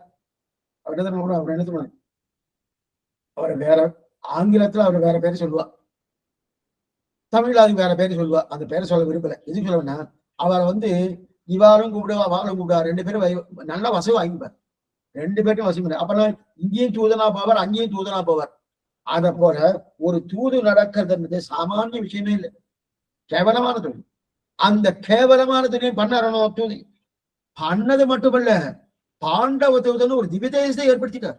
காஞ்சிபுரத்துல இருக்க பெரிய பெருமாள் 27 அடி உயரம். வேற அந்த மாதிரி பெருமாள் சேவிக்க முடியுமான்னு தெரியல. 27 அடி உயரம். என்ன உயரம்னா அது வீட்டிருந்த திருக்கோலம் நின்று இருக்கிறது இல்ல, நின்ன திருக்கோல உட்கார்ந்தபடியே பாண்டவ பெருமாள் பாண்டவ தூதன் ஆச்சரியமா இருக்காரோ. இதுக்கு சொல்ல வந்தேன்னா, அப்படிப்பட்ட அந்த பாண்டவ தூதனா தூதித்தியம் பண்ணியதும் பாண்டவருக்கு கையாளாக இருந்ததும். அவ என்ன சொல்றா அதை கேட்கறது. தூதனாக நடந்து அதற்கு மேல மட்டும் இல்ல, அர்ஜுனுக்கு தூதனா நடந்ததுன்னா கால் மேல காலெல்லாம் விழாது. அர்ஜுனன் மேல உட்கார்ந்துட்டு இருக்கான், இவர் கீழே உட்கார்ந்துட்டு இருக்கார். அர்ஜுனன் தானே ரத்தி, கண்ணனை பெருமான் சாரதி. அர்ஜுனன் மேல உட்கார்ந்துட்டு இருக்கு. அவனுடைய சேனா தூளி தூசுரதமான திருக்குறளும் தெரிவிக்கிறார். சேனா தூளி தூசுரதமான திருக்குறளும் தெரிவிக்கிறார் இல்லையா. அப்படிப்பட்ட அவனுடைய கால் தூசி என்ன, அவனுடைய திருவடி என்ன, இவள் மேல் படும்படி பட்டிய சாரத்திய பரிணாமியா அப்படிப்பட்ட பாரத்தியம் பரிணதும் அதற்கு மேல விஸ்வரூபத்தை தரிப்பிச்சிட்டதும் விஸ்வரூபத்தை காமிச்சு கொடுத்தாரணும். 11ஆம் அத்தியாயம் பூர்த்திய விஸ்வரூபத்தை பாக்குறான். என்னன்னா அப்படிப்பட்ட விஸ்வரூபத்தை கொடுத்து கொடுத்து கொடுத்து கொடுத்து அப்பதான் அர்ஜுனு தெரிஞ்சுன்னா ஓ இவ சாமானிய பட்டவன் இல்ல, இவனை போய் அடே இதெல்லாம் நேத்தி பாசனத்தை பார்த்திருக்கோம். அடே யாதவா சகா அப்படின்னு கூப்பிட்டுருக்குமே, நான் உந்தன்னை சிலுவையில் அடைத்தவன் சீரியர்களாதன்னு சொல்லணுமோ அதெல்லாம் அது மாதிரி விஸ்வரூபத்தை தரிசித்ததும் அதுக்கப்புறம் கௌசல்யம் பிடித்ததும் தானே அப்படி மாதிரி என்ன அதுக்கப்புறம் தானே ஜெகதாகாரம் உடையவற்றை காட்டி கொடுத்ததும் நான் தான் ஜெகத்துக்கு அதிபதி காட்டினாலும் உள்ள காட்டினான். அர்ஜுனை ஒரு காரணமாக கொண்டு பார்த்தம் பிரபன்ன உத்திட்ட சாஸ்திரவதனம் கிருதம் அப்படின்னு சொல்லி அந்த தான் பார்த்தனாக இருந்து பார்த்தனாக சாரதியாக இருந்து கொண்டு எல்லாம் பண்ணணும். இதைத்தாங்க அறிவினால் குறைவில்லா அகல்ஞான தவறெறிய நெறியெல்லாம் எடுத்துரைத்த நிறைஞான திருமூர்த்தி ஆழ்வார் பாசனம். அறிவினால் குறைவில்லா அகல்ஞானத்தை அது காத்தல பார்த்து அருள் கொண்டாடும் அடியவர் என்பவர் அருளினானோ வறுமறையன் பொருள் அருள் கொண்டு 1000 இந்தமை பாடினான் பண்ணணும்னு. அப்ப இந்த கீதா சாஸ்திரத்தை கொடுத்ததும் இது எத்தனையும் கொடுத்துருக்காங்க இல்லையா, இதெல்லாம் அறிந்தவர்களாய் அது மட்டும் இல்ல அந்தந்த சுவாவங்களுக்கு தோற்றி என்ன பிறந்த குழந்தை உடனே சொன்னது கேட்குமா? அந்தந்த சுவாவங்களுக்கு தோற்று என்னது முழுதுணர்ந்த அடியவர். கண்ணன் பெருமான் சுவாவங்கள் என்ன, அவருடைய சேட்டுதங்கள் என்ன, அவருடைய அவதானங்கள் என்ன, அதுக்கு தோற்றுது முழுதுணர்ந்த அடியவர்கள் இல்லையா. அது மட்டும் இல்ல கண்ணனுக்கு ராமனுக்கு கூடிய ஒரு பெரிய வாசி என்னன்னா பிறந்த உடனே தானே பாருங்க, பிறந்த உடனே அந்த உடனே யாரு சொல்றாளோ தகப்பனார் சொல்லக்கூடிய வார்த்தை கேட்கணும். இல்ல சுவாமி ராமன் தான் தகப்பனார் சொல்ல, ஏன்னா பித்ருவாக்கிய பரிபாலனம் தந்தை சொல் மிக்க மந்திரம் இல்லைன்னு சொல்ல யாரும் சொல்லணும், ராமனைத்தான் சொல்லணும்னு இந்த பராசப்படி சொல்லிட்டு இருக்காரு. இல்ல கண்ணனுக்கு தான் அந்த வார்த்தைங்க. ராமன் எப்ப கேட்டானா 25 வயசுல கேட்டான். கண்ணன் பிறந்த போது உபசங்கர அப்படின்னு சொன்னேன், உன்னுடைய திருமேனியை மறைத்துக்கொள் சொன்ன உடனே கேட்டுன்னு. அப்ப இதான் தெரிவிக்கிறார். அப்ப ராமனை காட்டிலும் கண்ணனுக்கு உண்டான வைபவம் அது 25 வயசுல சொன்னது சுவாமி, அது பெரிய விஷயமே இல்ல. பிறந்த குழந்தை கேட்கணுமோனு அது கேட்டு அதான் தெரிவிக்கிறாரு. அடுத்தது தெரிவிக்க அப்ப பிறந்ததும் வளர்ந்ததும் அது மட்டும்தான், மறைந்து மறைந்து வளர வேண்டிய தேவையே இல்லை.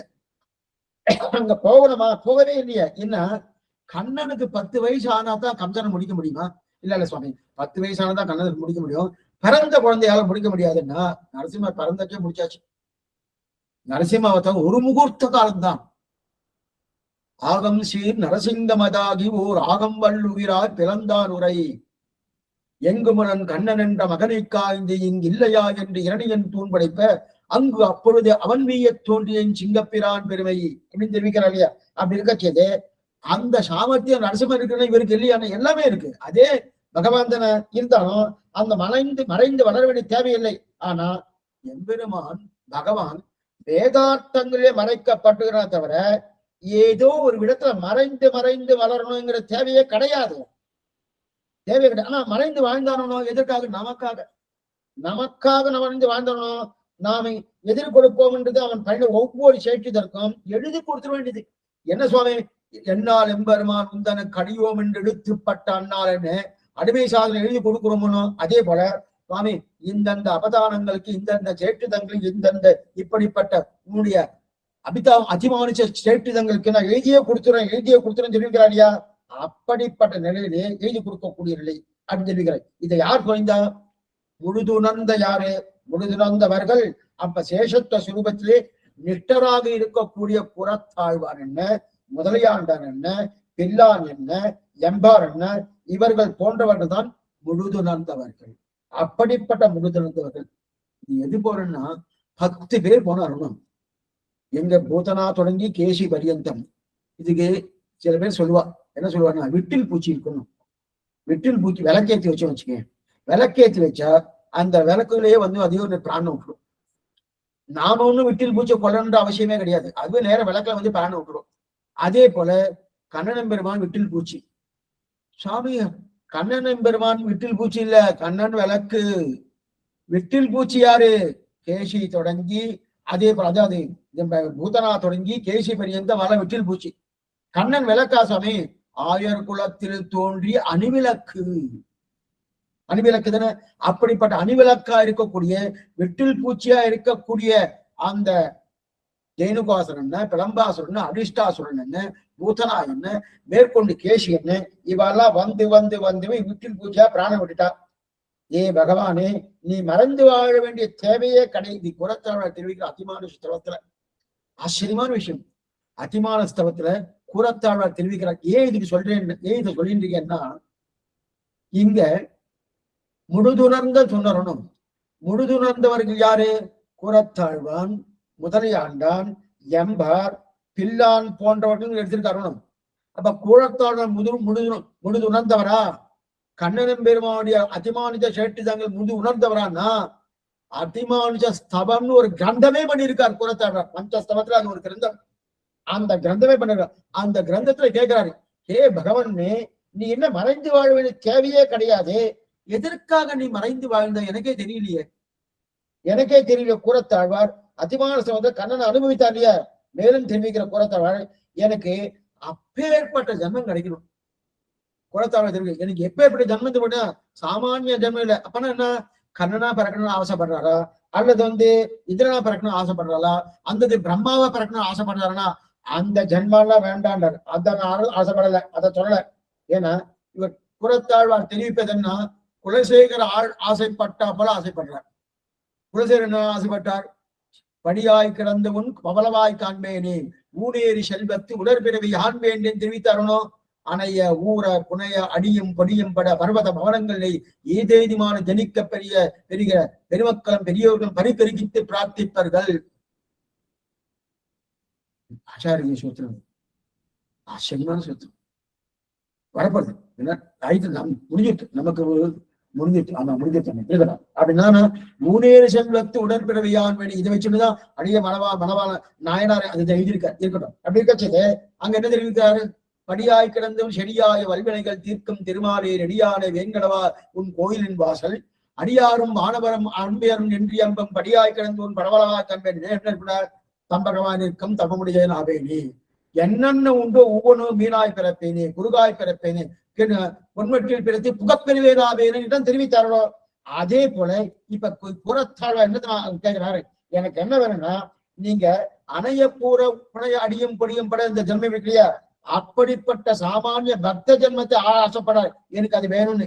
ஏன்னா அது எப்படி சுவாமி கிடைக்குன்னா, கண்ணனன் பெருமான் ராசக்கீட பண்ணினானோ, ராசக்கூட பண்றச்சே உன்னோட எத்தனை ஒரு கோபிக்கை ஒரு கண்ணன், ஒரு கோபிக்கை ஒரு கண்ணன், ஒரு கோபிக்கை ஒரு கண்ணன், அப்படி ஆடிண்டே இருக்கச்சே அவருக்கு நல்லா ஏறிட்டு ஏறினோடனே ஓ பிராணம் போயிடுமோன்னு சட்டுன்னு கண்ணன் தன்னை மறைத்துனோடனே இவாளுக்கு விரகதாபம்.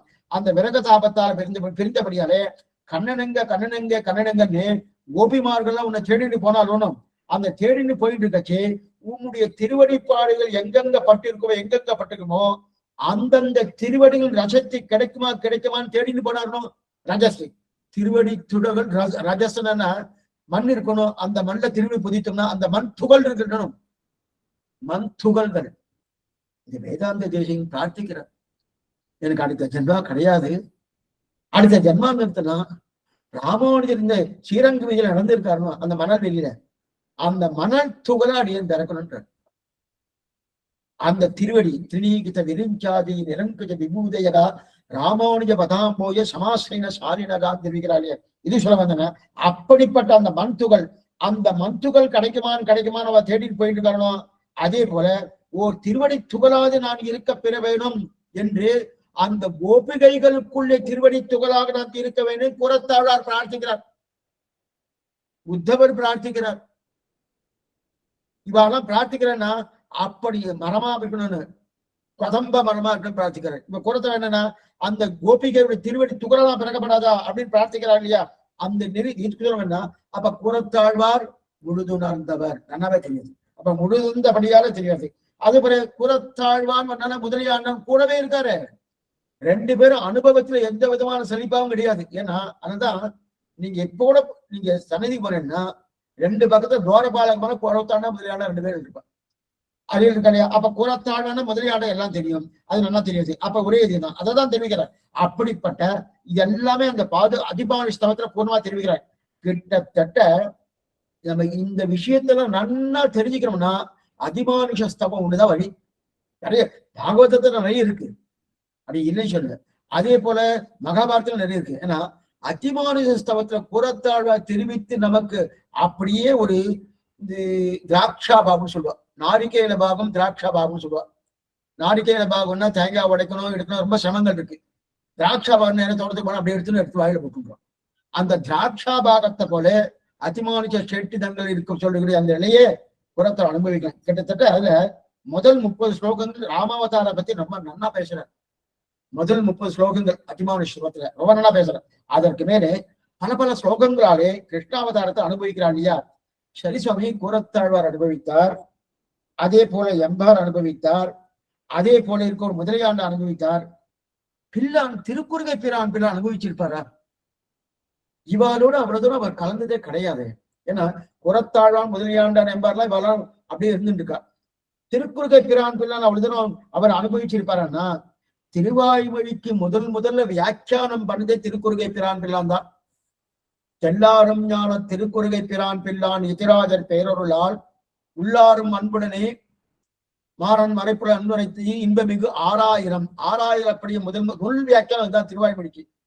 அந்த முதல் வாக்கியம் அனுகிரகிச்சுக்கான்னா, அப்ப கண்ணனை அனுபவிக்காம திருவாய்மொழிக்கு வியாக்கியானம் பண்ண முடியுமானா பண்ண முடியாது. சரிங்க சுவாமின்னா, கண்ணனை அனுபவித்தர் யாரு? நம்மாழ்வார். அவருக்கு என்ன பேரு? கிருஷ்ண திருஷ்ணா தத்துவம் பேரு. அந்த கிருஷ்ண திருஷ்ணா தத்துவம் தான் கிருஷ்ணனுடைய பக்தியே வடிவெடுத்தவர் நம்மாழ்வார். அப்பனா என்ன, நம்மாழ்வார் படத்தை வரைஞ்சிட்டு கீழே நம்மாழ்வார் எழுத வேண்டாமா? கிருஷ்ண பக்தி. அப்ப அந்த கிருஷ்ண பக்தி உருவெடுத்தவர் இல்லையா, அந்த கிருஷ்ண பக்தி உருவெடுத்தவர் பாடின பாசுரம் திருவாய்மொழி. அப்ப அதுல கண்ணனுடைய சேட்டிதங்கள் பூர்ணமா இருக்கணும். பூர்ணமா இருந்ததுக்கு வியாக்கியானம் பண்ணணும்னா அந்த அனுபவம் இருக்கிறன்னா வியாக்கியானம் பண்ண முடியுமா? பண்ண முடியாது. அதனால அவர் நிச்சயமா பூர்ணமாக அனுபவிச்சிருக்கார். அப்ப அவரும் அனுபவிச்சாரு. இல்ல அனுபவிச்சிருக்கா திருவாய்மொழி வியாக்கியானம் பண்ணோம்னா கண்டிப்பா கண்ணன் அனுபவிச்சிருக்கணும் அப்படின்னு இருக்கிற. அப்ப இவர்களை பொறுத்தவரை உஜ்ஜீவன அடைய வைத்தவர் ராமன். இப்ப அடுத்த நிலை. அப்ப அடியை தொடர்ந்தையும் ஐவர்கற்காய் அன்று பாரத போர் முடிய பரிநெடும் தேர்விடும் போனை முழுதுணர்ந்தவர்கள் யாரு? புறத்தாழ்வான் என்பார் முதலியாண்டான் பிள்ளான் கொண்டது. அப்படிப்பட்ட மூடுதுணர்ந்த அடியவர்கள் முதம் இவர்கள் சொரூபத்தை உஜ்ஜீவனம் அடைய வைத்தவர் யாரு? அமிர்தமாக இருக்கக்கூடியவர் யார்? சுவாமி ராமானுஜன். அந்த ராமானுஜன் அதனால்தான் அப்படிப்பட்ட அமிர்தத்தை ரசிக்கும்படி இருக்கிறார். ஆனா அனுபவம் அங்க, அமிர்தம் இங்கே. கண்ணனை அனுபவிச்சார், அப்பனா ஞானத்தை பெற்றார். கண்ணன் மூலமா ஞானத்தை பெற்றார். பெற்ற ஞானத்தால அனுபவம் ராமானுஜன். இது மேல வரைச்சு சொல்றேன் அப்படின்னு தெரிவிக்கிறார். முழுதுணர்ந்த அடியற்கமுதம் என்னையால இப்படியில் பிறந்தது தெரிவிக்கிறார் இல்லையா. அப்படிப்பட்ட அடியவர்களுக்கு அமுதம் ராமானுஜன். என்னையால இப்படியில் பிறந்தது. என்னை ஆள என்பதுனா, அப்ப என்னை ஆள என்னை என்னை ஏன் ஆள சொல்லணும். என்னை ஆயிற்று ஆள வந்தது. என்ன ஆயிற்று அணுகி. ஏன்னா என்னை ஆள இக்கடியில் பிறந்தது. என்னை ஆள என்னை என்னன்னா, என்னை ஏன் ஆள ஏன் என்று சொல்லணும்னா, ஏன் சுவாமினா, ஏன் என்றாலே எல்லா வாக்கியத்திலும் ஏ இல்லைன்னா ஏவை சேர்த்துக்கலாம். புரியத்துக்காக சொன்னேன். புரியத்துக்காக யாருன்னு கேட்டா, யார் வந்தாருன்னு கேட்டா ராமன் வந்தான்னு சொன்னான். ராமன் வந்தான்னு சொன்னா ராமனே வந்தான்னு நம்ம வச்சுக்கலாம். யார் வந்தா சுவாமி? ராமன் வந்தாருன்னு சொன்னார். ராமன் வந்தான்னு சொன்ன சுவாமி, ராமனே வந்தாரான்னா வச்சுடலாம், தப்பு கிடையாது. ஏன்னா சம்ஸ்கிருதத்துல இது ஒத்துக்கொள்ளப்பட்டிருக்கு. சம்ஸ்கிருத பாஷையில் இது ஒத்துக்கொள்ளப்பட்டிருக்கு. அதே போல இங்கே என்னையால வந்தன்னா என்னையே ஆள வந்த. நல்லா புரிஞ்சுக்கோ. இந்த மறுபடியும் தெரிவிக்க, முழுதுணர்ந்த அடியற்கமுதம் என்னையால இப்படியில் பிறந்தது. முழுதுணர்ந்த அடியற்கமுதம் ராமானுஜன். அந்த அமிர்தமா இருக்கிறபடியாலே குறத்தாழ்வான் முதலியாண்டான் எம்பார் பிள்ளான் போன்றவர்கள் அந்த அமிர்தத்தை பருகினார்கள், அனுபவித்து அந்த அமிர்தத்தை அனுபவிக்கிறார்கள். ராமானுஜர் என்ற அனுபவத்தை. அப்படிப்பட்ட ராமானுஜர் என்னையால இப்படியில் பிறந்தது. இப்படியல்னா இந்த பூலோகத்துல பிறந்தார், அவதாரம் பண்ணார். என்னை ஆள வந்து என்னை ஆள்வதற்காக பிறந்தார் அப்படின்னா என்னை ஆள்வதற்காக பிறந்தார். இன்னும் ஏதோ சொல்லலாம் போனும், ஏதோ சொல்லலாம் போனும், எத்தனை பேரா சொல்லலாம். என்னன்னா இப்ப ஒரு முற்றுப்புள்ளி வைக்காம ஏதாவது சொன்னோம்னா மேற்கொண்டு சொல்லிட்டே போலாம், மேற்கொண்டு சொல்லிட்டே போலாம். அதே போல என்னையால வந்தாருன்னா என்னையும் ஆள வந்தார், அங்க இன்னொருத்தரையும் ஆள வந்தார், அங்க இந்த காரியம் பண்ண வந்தார், அந்த காரியம் பண்ண வந்தார் அப்படின்னு சொல்ல வருமானோ? ஆனா பாட்டுல என்னை ஆள வந்தாருன்னு தான் இருக்கு. ஆனா வியாக்கியாதம் என்னன்னா என்னையே ஆள வந்தார். அது மாதிரி சொல்லலாமா சுவாமி? பாட்டுல எண்ணெய் மட்டும்தான் இருக்கு. ஏன்னா எண்ணெய் மட்டும்தான் இருக்குன்னு வந்துருக்குன்னு வச்சுக்கேன். அப்ப எண்ணெயேன்னு போடலாமா? அததான் இப்ப சொன்னேன். ராமன் வந்தான்னு சொல்றேன். சம்ஸ்கிருத பாஷை ராமனே வந்தான்னு எடுத்துக்கலாம், அது ஒத்துக்கிறது. அந்த வியாக்கரண சாஸ்திரம் அது ஒத்துக்கிறது. அதே போல ஏன்னா ஏன்னு ஏ இல்லைன்னா ஏவை வச்சுக்கலாம். ராமனே அப்படின்னு இருக்கு இல்லையா, அந்த ராமனேங்கிற சப்தத்தை போட்டுக்கலாம். இது சம்ஸ்கிருத ஒத்துக்கிறது. அதே போல இங்க என்னையால வந்துன்றது என்னையே அப்படின்னா வேற பிரயோஜனமே இல்லை. அப்ப எம்பெருமானாவுடைய அவதார பிரயோஜனம் என்னன்னா திருவரங்கத்தமதனாரை ஆள்வதற்காக அவதாரம் பண்ணார். அப்பனா அவரை உஜ்ஜீவிப்பதற்காக அவதாரம் பண்ணார். என்னையால வந்து இப்படியில் பிறந்தது, என்னையே ஆள வந்தனா என்னை மட்டும் ஆள்வதற்காக அவதாரம் பண்ணினார் சுவாமி ராமானுஜன். ஏன்னா அவர் ஒழுங்கா பரமத்திலேயே கைங்கரியம் பண்ணியிருக்கலாமோ? அவர் ஆதிசேஷன் தானே, ஆதிசேஷன் பரமத்தை கைங்கி பண்ணியிருக்கலாமோ? அதை விடுத்து என்னை ஆள்வதற்காக கீழோகத்துக்கு வந்தார் இல்லையா? என்னை ஆள்வதற்காக அங்க எத்தனை அனுபவம் அனுபவம் தெரிந்த பிரீத்திக்காரர் கைங்கரனா கலங்குவாரும் இல்லை கலக்குவாரும் இல்லை. தெளிவிசும்பு திருநாடு நலமந்த வெல்லதோர் நாடு இத்தனை இருக்க செய்து அப்படிப்பட்ட எது போல குன்னாத வாழ்வான வைகுந்தவான் போகம் தன்னை இகழ்ந்து ஆழ்வார் திருமகளானார். இன்னொரு திருவாடிப்புறம் எப்படி ஆண்டால் அந்த வைகுந்தவான் போகம் தன்னை இகழ்ந்து பெரிய ஆழ்வாருடைய திருமகளான ஆனாலோ அதே போல அந்த வைகுந்தவான் போகம் என்ன போகம்? அப்படிப்பட்ட ஆதிசேஷன் தன்னுடைய கைங்கரியத்தை இந்த பகவானுக்கு பண்ணிக்கொண்டு இருக்க அதை விடுத்து அப்படி என்ன பண்ணாரு? என்னை ஆள்வதற்காக இந்த லோகத்துல வந்து அவதாரம் பண்ணாரனோ வந்திருக்காரனோ, என்னையே ஆள்வதற்காக. இங்கதான் தெரிவிக்கிறார் பகவத் சுரூப திருவோதான கரியம். வியாக்கியானத்தை வாசிக்கிறார் ராமான் எம்பெருமான் என்னையால வந்து பரமபதத்திலே பரிபூர்ண அனுபவம் நடவான் இருக்க அத்தை காற்கடையாக கொண்டு அதில் நின்றும் அடியனை அடிமை கொள்ளுவதற்காக எழுந்தொள்ளி இப்படியில் பகவத் ஸ்வரூப திரோதான கரும் விபீத ஞான ஜனனியும் சோ விஷயாஞ்ச போக்கிய புத்தே ஜனனின் என்னும்படியான பிராகிருத பூமியிலே பிறந்தது ஸ்ரீமான அபிரபூத்பவமூர் என்கிறபடியே அவதரித்தருளது என்னையால அகமஸ்த அபராதா சக்கரவர்த்தி பாபனப்த மோக்ஷ அகந்த இன்னும்படியான அடியனை ரட்சிக்கவே ஆயிட்டு மற்றில்லை காரணம் பார்த்திடிலே பின்னையும் இவ் அவதாரத்துக்கு மூலமே என்று ஆராய்ந்து பார்த்தால் வேறொரு காரணம் இல்லை என்று அருளை செய்தாராயிட்டு. இதோட முடியாது. அப்படின்னா என்னையால வந்து இப்படியில் பிறந்தது என்னையே ஆள வந்தேன்னார்.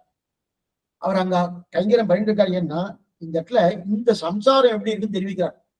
பகவத் ஸ்வரூப திரோதான கரியம் விபரீத ஞான ஜானியம் சோ விஷயாஞ்ச யோக்யதா புக்தி ஜனனியம். இதை என்ன இந்த சம்சாரம் என்னதுன்னு தெரிவிக்கிறார். அந்த சம்சாரம் இப்படியில் இந்த பூமியில் இப்படியில் இந்த பூமி எப்படி இருக்கு? கேவலமான பூமி.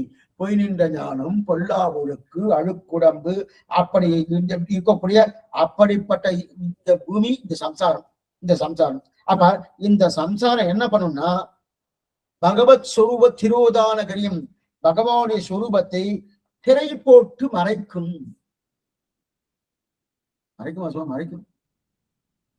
பகவானுடைய சொரூபத்தை அந்த சொரூப நாம இயற்கையான தன்மை இருக்கணும். அந்த இயற்கையான தன்மை இந்த சம்சாரம் மறைக்கிறது. அது மட்டும் மறைக்கிறது மட்டும் காட்டவே காட்டாது.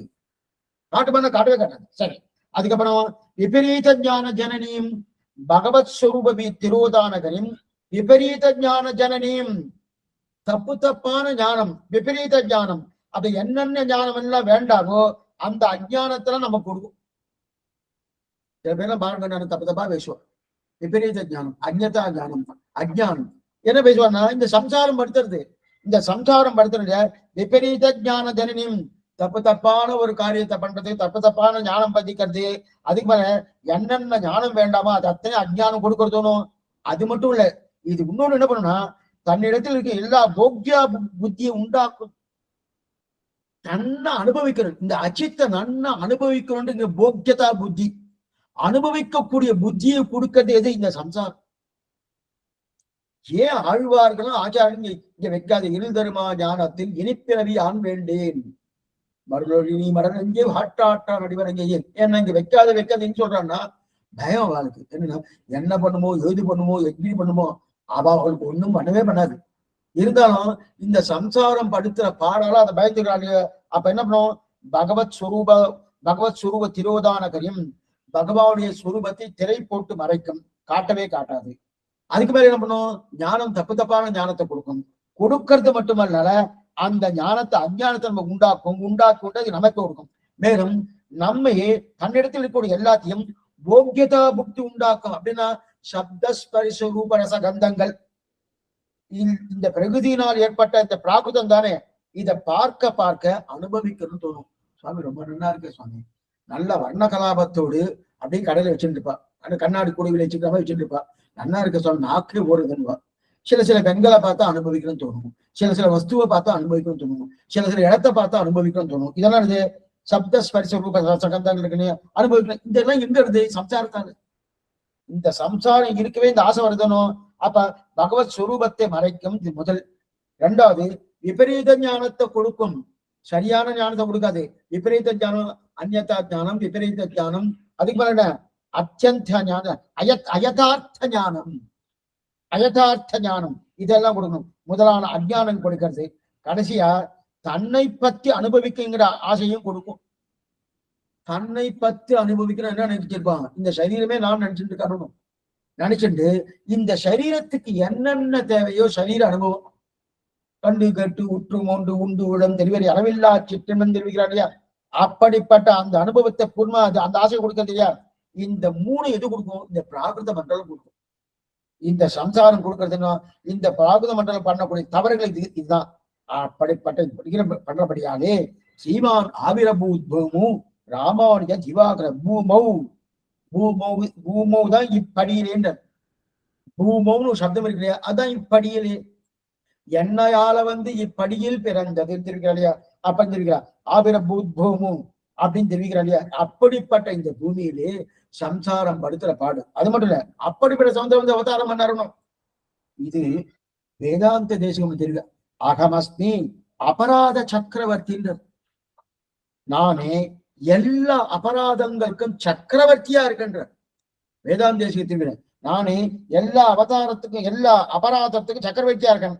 அப்பனா அபதாரங்கள் அபச்சாரம் இல்லையா? அபச்சாரங்கள் நான் தான் தலைவன். அபச்சாரம் நிறைய பேர் இல்லையா? அந்த அபச்சாரம் நிறைய பேர் அபச்சாரம் ஒரு வஸ்து எடுத்துங்க, அந்த வஸ்துக்கு தலைவன் நான் அப்படின்னு தெரிவிக்கிறேன் இல்லையா? அப்படிப்பட்ட என்னையாலன்னா அபராத சக்கரவர்த்தியான என்னை ஆள திருவரங்கத்தை தெரிவிக்கிறார். அபராத சக்கரவர்த்தியா நான் இருக்கேன். அப்படிப்பட்ட அபராத சக்கரவர்த்தியா இருக்கிற என்னை ஆள. ஏன்னா ஒருத்தரும் காப்பாற்றணும்னா பாருங்க, அசியமோடு தெரிவிக்கிறார். ஒருத்தர் ரட்சிக்கணும், காப்பாற்றணும் என்ன சுவாமி? முதல்ல அவர் நல்லவரா இருக்கணும், நல்ல இடமா இருக்கணும், நல்ல வஸ்துவா இருக்கணும். அவரை காப்பாத்தினா பிரயோஜனங்கள் கிடைக்கணும். அந்த மாதிரி தான் அவரை காப்பாற்றணும். ஆனா காப்பாற்றப்படுபவரோ அப்படின்னா யாரு காப்பாற்றணுமோ அவரை விட்டுருமோ, யாரை காப்பாற்றணுமோ அவர் நல்லவன் கிடையாது. அவர் இருக்கிற இடமான நல்ல இடமான அந்த இடமும் இல்லை, ரெண்டுமே இல்லை. இப்ப ராவணனை கொன்னானு நல்லவனான இல்லை. ஆனாலும் ராவனுக்கு நிறைய எத்தனை அவனுக்கு அவகாசம் கொடுத்துட்டுதான் இருந்தான். அவன் என்ன பண்ணா? ராவணன் என்ன ரெண்டா வெட்டினாலும் இப்படிதான் விடுவிட தெரியும், இப்படி விட மாட்டேன்றான். அந்த நிலையில இருக்கச்சு அவனுக்கு கொண்டுதான் ஆகணும். இடமும் சரியா இருக்குன்னா தூர்த்த கோஷ்டி, கெட்ட சகவாசம், கெட்ட இடம் இது இருக்கிறதுனால அப்படி அது பூர்த்தியா எடுத்துட்டு வரணும். அதே போல இங்க நல்லவாளா இருந்தா ரட்சிக்கலாம், நல்ல இடமா இருந்தா ரட்சிக்கலாம். சரி, ரட்சிக்கப்படுவரால சாமானியவரா இருக்காரனா மிக மேம்பட்டவர். இப்ப இந்த மூணுமே ஒத்து போகல பாருங்க. திருவரங்கத்தை எழுதிருவேன் நான் ரொம்ப நல்லவனே கிடையாது, தீவன், அபராத சக்கரவர்த்தி, அபராத சக்கரவர்த்தி. சரி, நான் இருக்கிற இடமா நல்ல இடமான்னா தூர்த்த கோட்டி என்னென்ன கெட்ட சகவாசங்கள் இருக்கும், என்னென்ன உண்டு அத்தனை பேர் நான் இருந்துட்டு இருக்கேன். அப்படிப்பட்ட எண்ணெய், அதான் தெரியும், அபராத சக்கரவர்த்தியான எண்ணெய் ஆள வந்து அப்படின்னா இப்ப அப்படிப்படி இருக்க செய்து இப்படி என்ன ஆகும்? அப்ப என்னை பார்த்தாலும், இந்த இடத்தை பார்த்தாலும், இந்த இடத்துல பாருங்க, அவர் இருந்த இடத்தை பார்த்தாலும், நான் இருந்த இடத்தை பார்த்தாலும், என்னை பார்த்தாலும், அப்ப என்ன அர்த்தம்? சுவாமியை பார்த்தாலும் சரி, அவர் பிறந்த என்னை பார்த்தாலும் சரி, இல்ல என்னை பார்த்தாலும் சரி, அல்லது இந்த மூன்றிலும் பிறந்திருக்கக்கூடிய சுவாமியை பார்த்தாலும் சரி, இந்த மூன்றையும் பார்க்க வேண்டிய தேவையில்லைன்னு என்னுடைய பாபம் புண்ணியத்துல பார்க்காம என்னை அனுகிரகித்தாரனோ அதான் தெரிகிறார். என்னை ரட்சிப்பதற்காகவே என்னையால வந்து இப்படியில் பிறந்தது, என்னை ரட்சிப்பதற்காக வந்து அவதாரம் பண்ணாரனோ. அப்ப அவதாரம் பண்ணார் சுவாமி. இவ்வளவு மோசமானவன் நான், அபராத சக்கரவர்த்தியா இருக்கேன், அப்படி அவதாரம் பண்ணியிருக்காருன்னா அப்புறம் ஏதோ ஒரு காரணம் இருக்கணுமோ. என்ன காரணம்? ஆராய்ச்சி பார்க்கலாமே, ஆராய்ச்சி பண்ணி பார்க்கலாம். அப்ப ராமானுஜ அவதாரம் பண்ணார், ஆதிசேஷன் அங்க கைங்கரியம் பண்ணிட்டு இருக்கா சீவை கொடுத்துல, அந்த கைங்கரியத்தை விட்டு இங்க வந்து அவதாரம் பண்ணா ஏதோ காரணம் இருக்கும் சாமி அப்படின்னு ஆராய்ச்சி பண்ணி பார்த்தா என்னன்னோ பண்ணி பார்த்தாச்சு. மற்றில்லை காரணம் பார்த்திடலே, என்னையால வந்து இப்படியில் பிறந்தது, என்னை ரட்சிப்பதை தவிர வேற காரணம் எதுவும் தெரியவில்லை.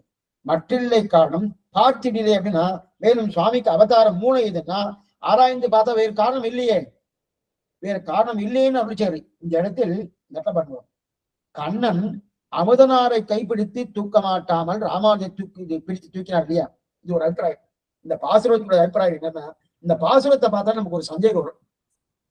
என்ன சந்தேகம்னா, இந்த பாசுரத்தில் நிறைய அடியன் கண்ணன் எம்பெருமாவுடைய அந்த என்னது அடியை தொடர்ந்துடும் ஐவர்கட்காய் அன்று பாரத போர் முடிய பரிணம் தேர்விடும் கோனை, இது வரைக்கும் கண்ணனுடைய அந்த சேட்டிதங்கள் என்ன, கண்ணனுடைய விளையாட்டுக்கள் என்ன, கண்ணனுடைய அந்த சரித்திரங்கள் அதான் சொன்னேன். அந்த கண்ணனுடைய சரித்திரத்தை சொன்னதுக்கும் திருவரங்கத்தவனாரை எண்ணெயால வந்து பணியில் பிறந்ததுக்கு என்ன சுவாமி சம்பந்தம்? ஒண்ணுத்துக்கு ஒண்ணு சம்பந்தமே இல்லாம இருக்கு. இந்த பாட்டை பார்த்தா ஒரு மாதிரி தெரியும், நல்லா பாருங்க. அடியை சொன்னதுக்கு அப்புறம் தான் தோணும் எல்லாருக்குமே. ஏன்னா இந்த பாருங்க, அடியை தொடர்ந்து ஐவர்கட்காய் அன்று பாரத போர் முடிய பணியிடும் தேர்விடும் கோனை, அப்படிப்பட்ட கோனை முழுதுணர்ந்தவர் யாரு? புறத்தாழ்வார், முதலியாண்டார், எம்பார், பிள்ளான் போன்றவர்கள். அந்த முழுதுணர்ந்தவர்களுக்கு அடியார்க்கு அமிர்தமாக சுவாமி ராமானுஜர் இருந்தார்.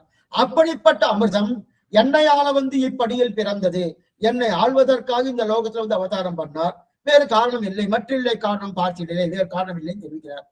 இப்ப ராமானுஜர் வந்து அவதாரம் பண்ணி திருவரங்கத்தவனாரை உத்தரணம் பண்ணுவதற்கும், அங்க கீதா சாஸ்திரம் கொடுத்தது, ஐவர்கட்காய் பண்ணது, மேற்கொண்டு அங்க கோணா இருந்தது, அதுக்கு இதுக்கு என்ன சுவாமி சம்பந்தம்? சம்பந்தமே தெரியலையே. இந்த ஒரு மாதிரியா இருக்குன்னா இதுதான் ஆழ்வார் திருநெறி சுவாமி தெரிவிக்கிறார் பாருங்க. ஏன்னா இந்த பாசனத்தோட மேலிழந்தவர் அவதாரத்தை அந்த அபிப்பிராயத்தை பார்த்தா கண்ணன் திருவரங்கத்தவனை கைப்பிடித்து தூக்கல. ஏன்னா அவர் உஜ்ஜீவனம் பண்ண கண்ணன் பெற வந்தார வரல, அதை பண்ணது ராமானுஜனை கைப்பிடித்து தூக்கினார். இது ஒரு அபிப்பிராயம். இந்த அபிப்பிராயம் நல்லாவே தெரியுது. என்னையால வந்து ஏன்னா அங்க பஞ்ச பாண்டவால கைப்பிடித்து தூக்கிறாரே தவிர, பஞ்சபாண்டவால கைப்பிடித்து தூக்கினார். ஆனா 100 மங்க 100 அப்படின்னு சொல்லிட்டு 100 வரை நன்னா அவளை வந்து நரசனம் பண்ணினார். பஞ்சபாண்டவர்கள் தூக்கினார். என் ஒருத்தன் அவனால் தூக்க முடியல. அந்த தூக்கினது சுவாமி ராமானுஜன் தெரியுது, அது ஒரு அபிப்பிராயம். ஆனா அமுதம்னா திவ்யம், அந்த திவ்யமான அமுதம் ராமானுஜர் பற்றி சொல்லணும். ஆனா அந்த சொல்லும் போது அப்படிப்பட்ட ராமானுஜன் அப்ராகிருதம், திவ்யம்னா அப்ராகிருதம் வந்து அப்ராகிருதம், அப்படிப்பட்ட அப்ராகிருதம், அந்த அப்ராகிருதமே எந்த பையனுக்காக வந்து அந்த அவதாரம் பண்ணுது? அந்த அப்ராகிருதமான ராமானுஜர் திருமேனி கர்மமடியாக இங்க வந்து அவதாரம் பண்ணல. ஏன்னா அவர் கர்மாவே இல்லையே, கர்மம் வந்தவங்க அவதாரம் பண்ணல. அப்படி இருக்க செய்து அவர் ஏன் இங்க அவதாரம் பண்ணார்? என்னுடைய கர்மத்தை தீர்க்க இங்க வந்து அவதாரம் பண்ணார். அப்படின்னு தெரிவிக்கிறார். சரி, அப்ப அவர் கிருபையடியாக அவதாரம் பண்ணார். அப்ப கர்மத்தை தொலைக்க அவர் பிறக்கல. எப்ப கர்மத்தை தொலைக்க பிறக்கலையோ என்னுடைய கர்மத்தை தொலைக்க ஒன்று பண்ணார். இந்த பாட்டு ஒரு மாதிரி அப்படி போறதுனும் அதுக்கு ஆழ்வார் திருநாள் சுவாமி என்ன தெரிவிக்கிறான்னா, என்னமோ கண்ணனை பத்தி சொன்னார்.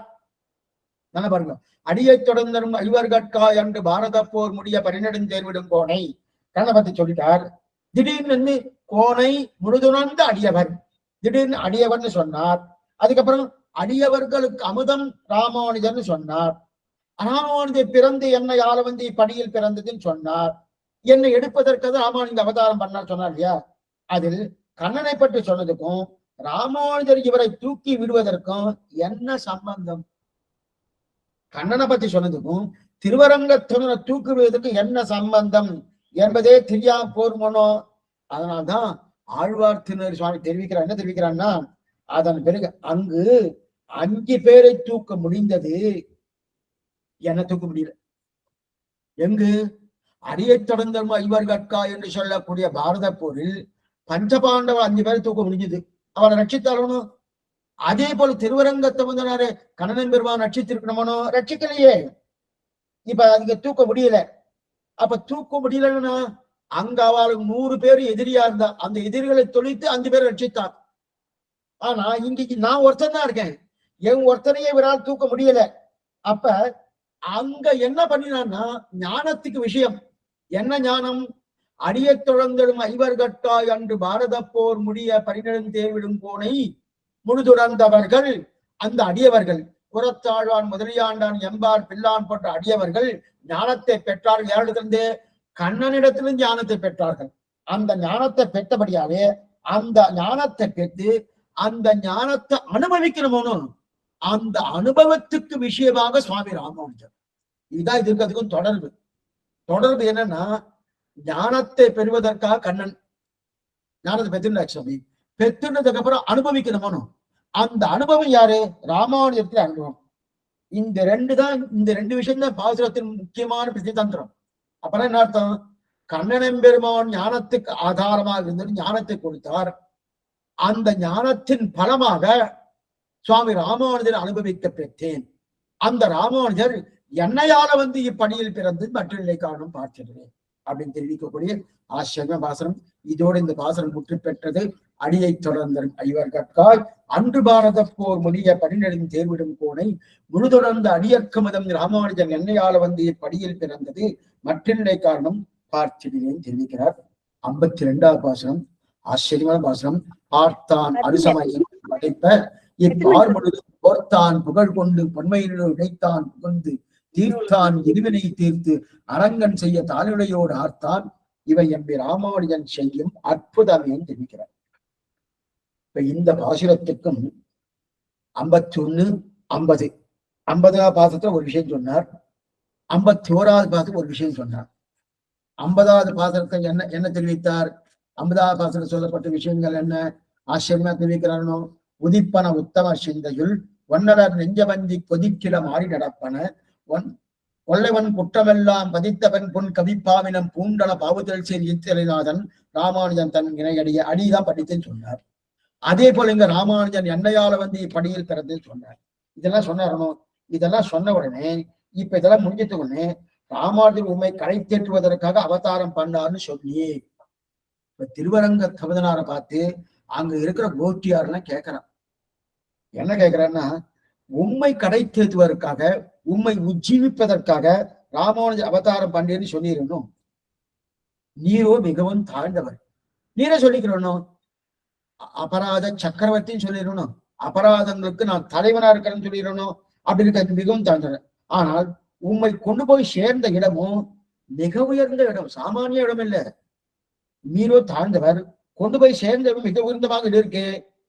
எப்படி நீரோ தாழ்ந்தவரா இருக்கேன், ஆனா சேர்ந்த இடமும் ரொம்ப உயர்ந்த இடமா இருக்கே. அப்ப உயர்ந்த இடமும் தாழ்ந்தவும் சேரவே சேராது.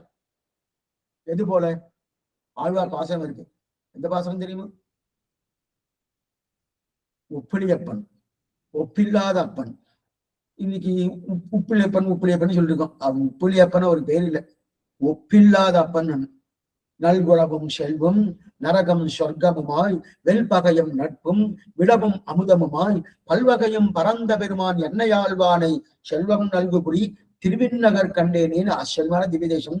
ஒப்பிலாத அப்பன் தன் ஒப்பார் இல்லப்பன் என்னப்பன் எனக்காயுகளால் என்னை பெற்றவளாய் பொன்னப்பன் மணியப்பன் முத்தப்பன் விண்ணப்பனுமாய் விண்ணப்பன் பதில் சூ திருவிண்ணகர் சேர்ந்தப்பன் தன் ஒப்பார் இல்லப்பன் தந்தனன் தனதான் இணைகிறீங்க. அப்படி ஒப்பில்லாத அப்பனா இருக்கிறானோ அந்த ஒப்பில்லாத அப்பன் என்னன்னா நல்குறவும் செல்வம். நற்குறவும் செல்வம். செல்வம் துர்பிக்ஷ பஞ்சம் ரெண்டு சேருமா? சேராது. வெல் பகையும் நட்பும். பகையும் நட்பும் சேருமா? சேராது. அது நல்குறவும் செல்வம் நரகம் சொர்க்கம். சொர்க்கம் நரகம் சேருமா? சேரவே சேராது. ஆனா பகவான் சேர்த்திருக்க. பகவான் சேர்த்திருக்காரு இல்லையா? அப்ப சேராதவர்களை சேர்க்கக்கூடிய சாமர்த்தியம் பகவான் இருக்கணும். அதே போல இப்ப ராமானுஜர் இந்த திருவரங்கத்தமதனாரோ தாழ்ந்தவர். ஆனா அவரை கொண்டு போய் சேர்த்தது எங்கன்னா உயர்ந்த இடமா இருக்கக்கூடிய உயர்ந்த கூட சேர்த்திருக்காரு. தாழ்ந்த வாழ்வு தாழ்ந்த இடம், உயர்ந்த வாழ்வு உயர்ந்த இடம்.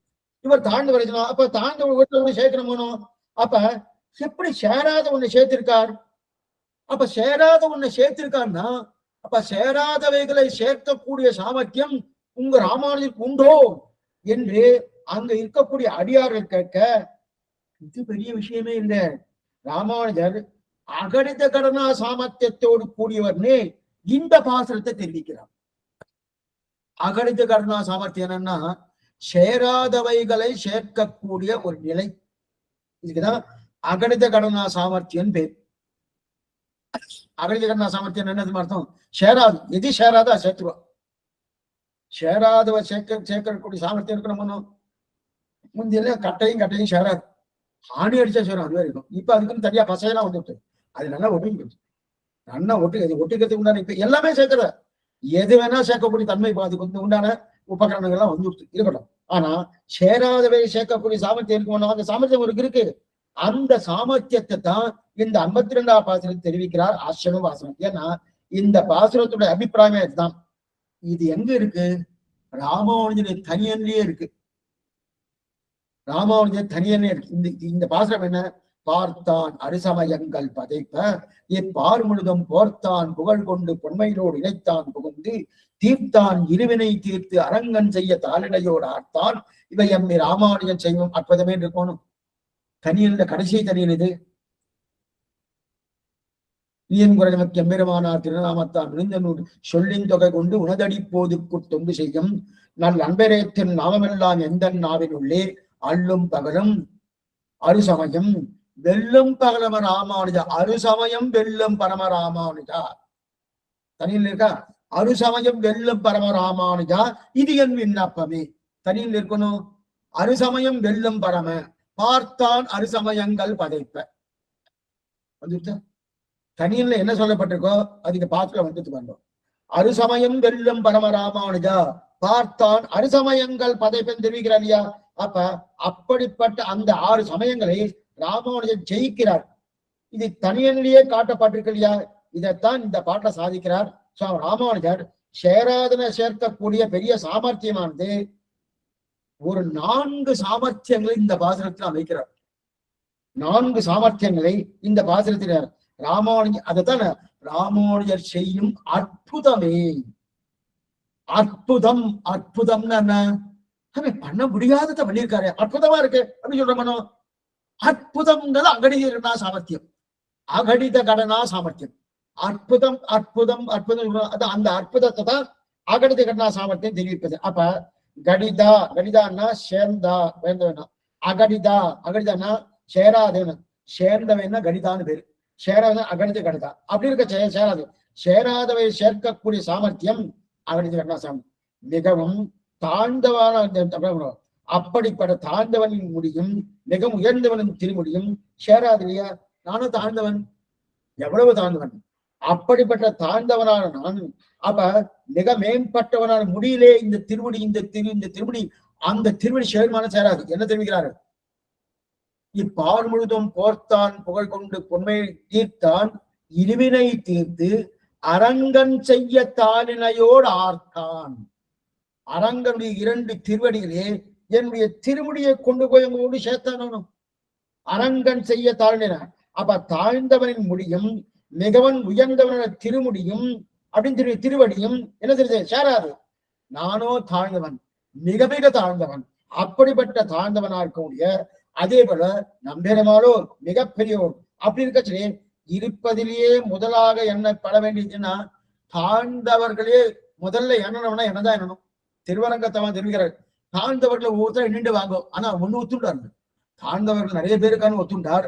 அதுல முதலாவது யாருன்னா நான் தான். அப்ப தாழ்ந்தவர்கள் தலைவன் நல்ல பேரா இருக்க சுவாமி. அப்ப தாழ்ந்தவர் தலைவர். அப்படிப்பட்ட தாழ்ந்தவன் அப்படி இருக்க செய்து உயர்ந்தவர்களையே உயர்ந்தவன் அப்படின்னா உயர்ந்தவன் ஒத்துனா உயர்ந்த ஒருத்தர் தான், வேற யாரும் கிடையாது. உயர்ந்தவன் எடுத்துட்டா நேத்திக்க ஒண்ணு பார்த்தோம். சத்தியம் சத்தியம் குணசத்தியம் உத்திரிச்ச புதபட்சத்தை வேதாசாஸ்திரா பரம் நாத்தி நதைவம் கேசவாத் பரம்னா பரம் சப்தத்தாலே வேறுன்னு ஒரு அர்த்தம், இதற்கு வேறுன்னு ஒரு அர்த்தம், அதுக்கு மேல என்ன அதை காட்டிலும் ஒரு அர்த்தம். வேறுபட்டது அர்த்தத்தை தான் அங்க தெரிவிக்கிறார். அப்ப வேறுபட்ட தெய்வம்னா தெய்வம் வேறே கிடையாது, கேசவனை தவிர வேற தெய்வம் இல்லைன்னு தெரிவிக்கிறான் இல்லையா.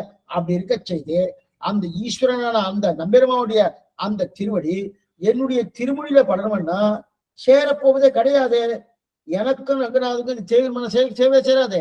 இப்படி சேராத இரண்டை சுவாமி ராமானுஜர் எனக்குள்ளே புகுந்து சேர்த்து வைத்தார் இல்லையா.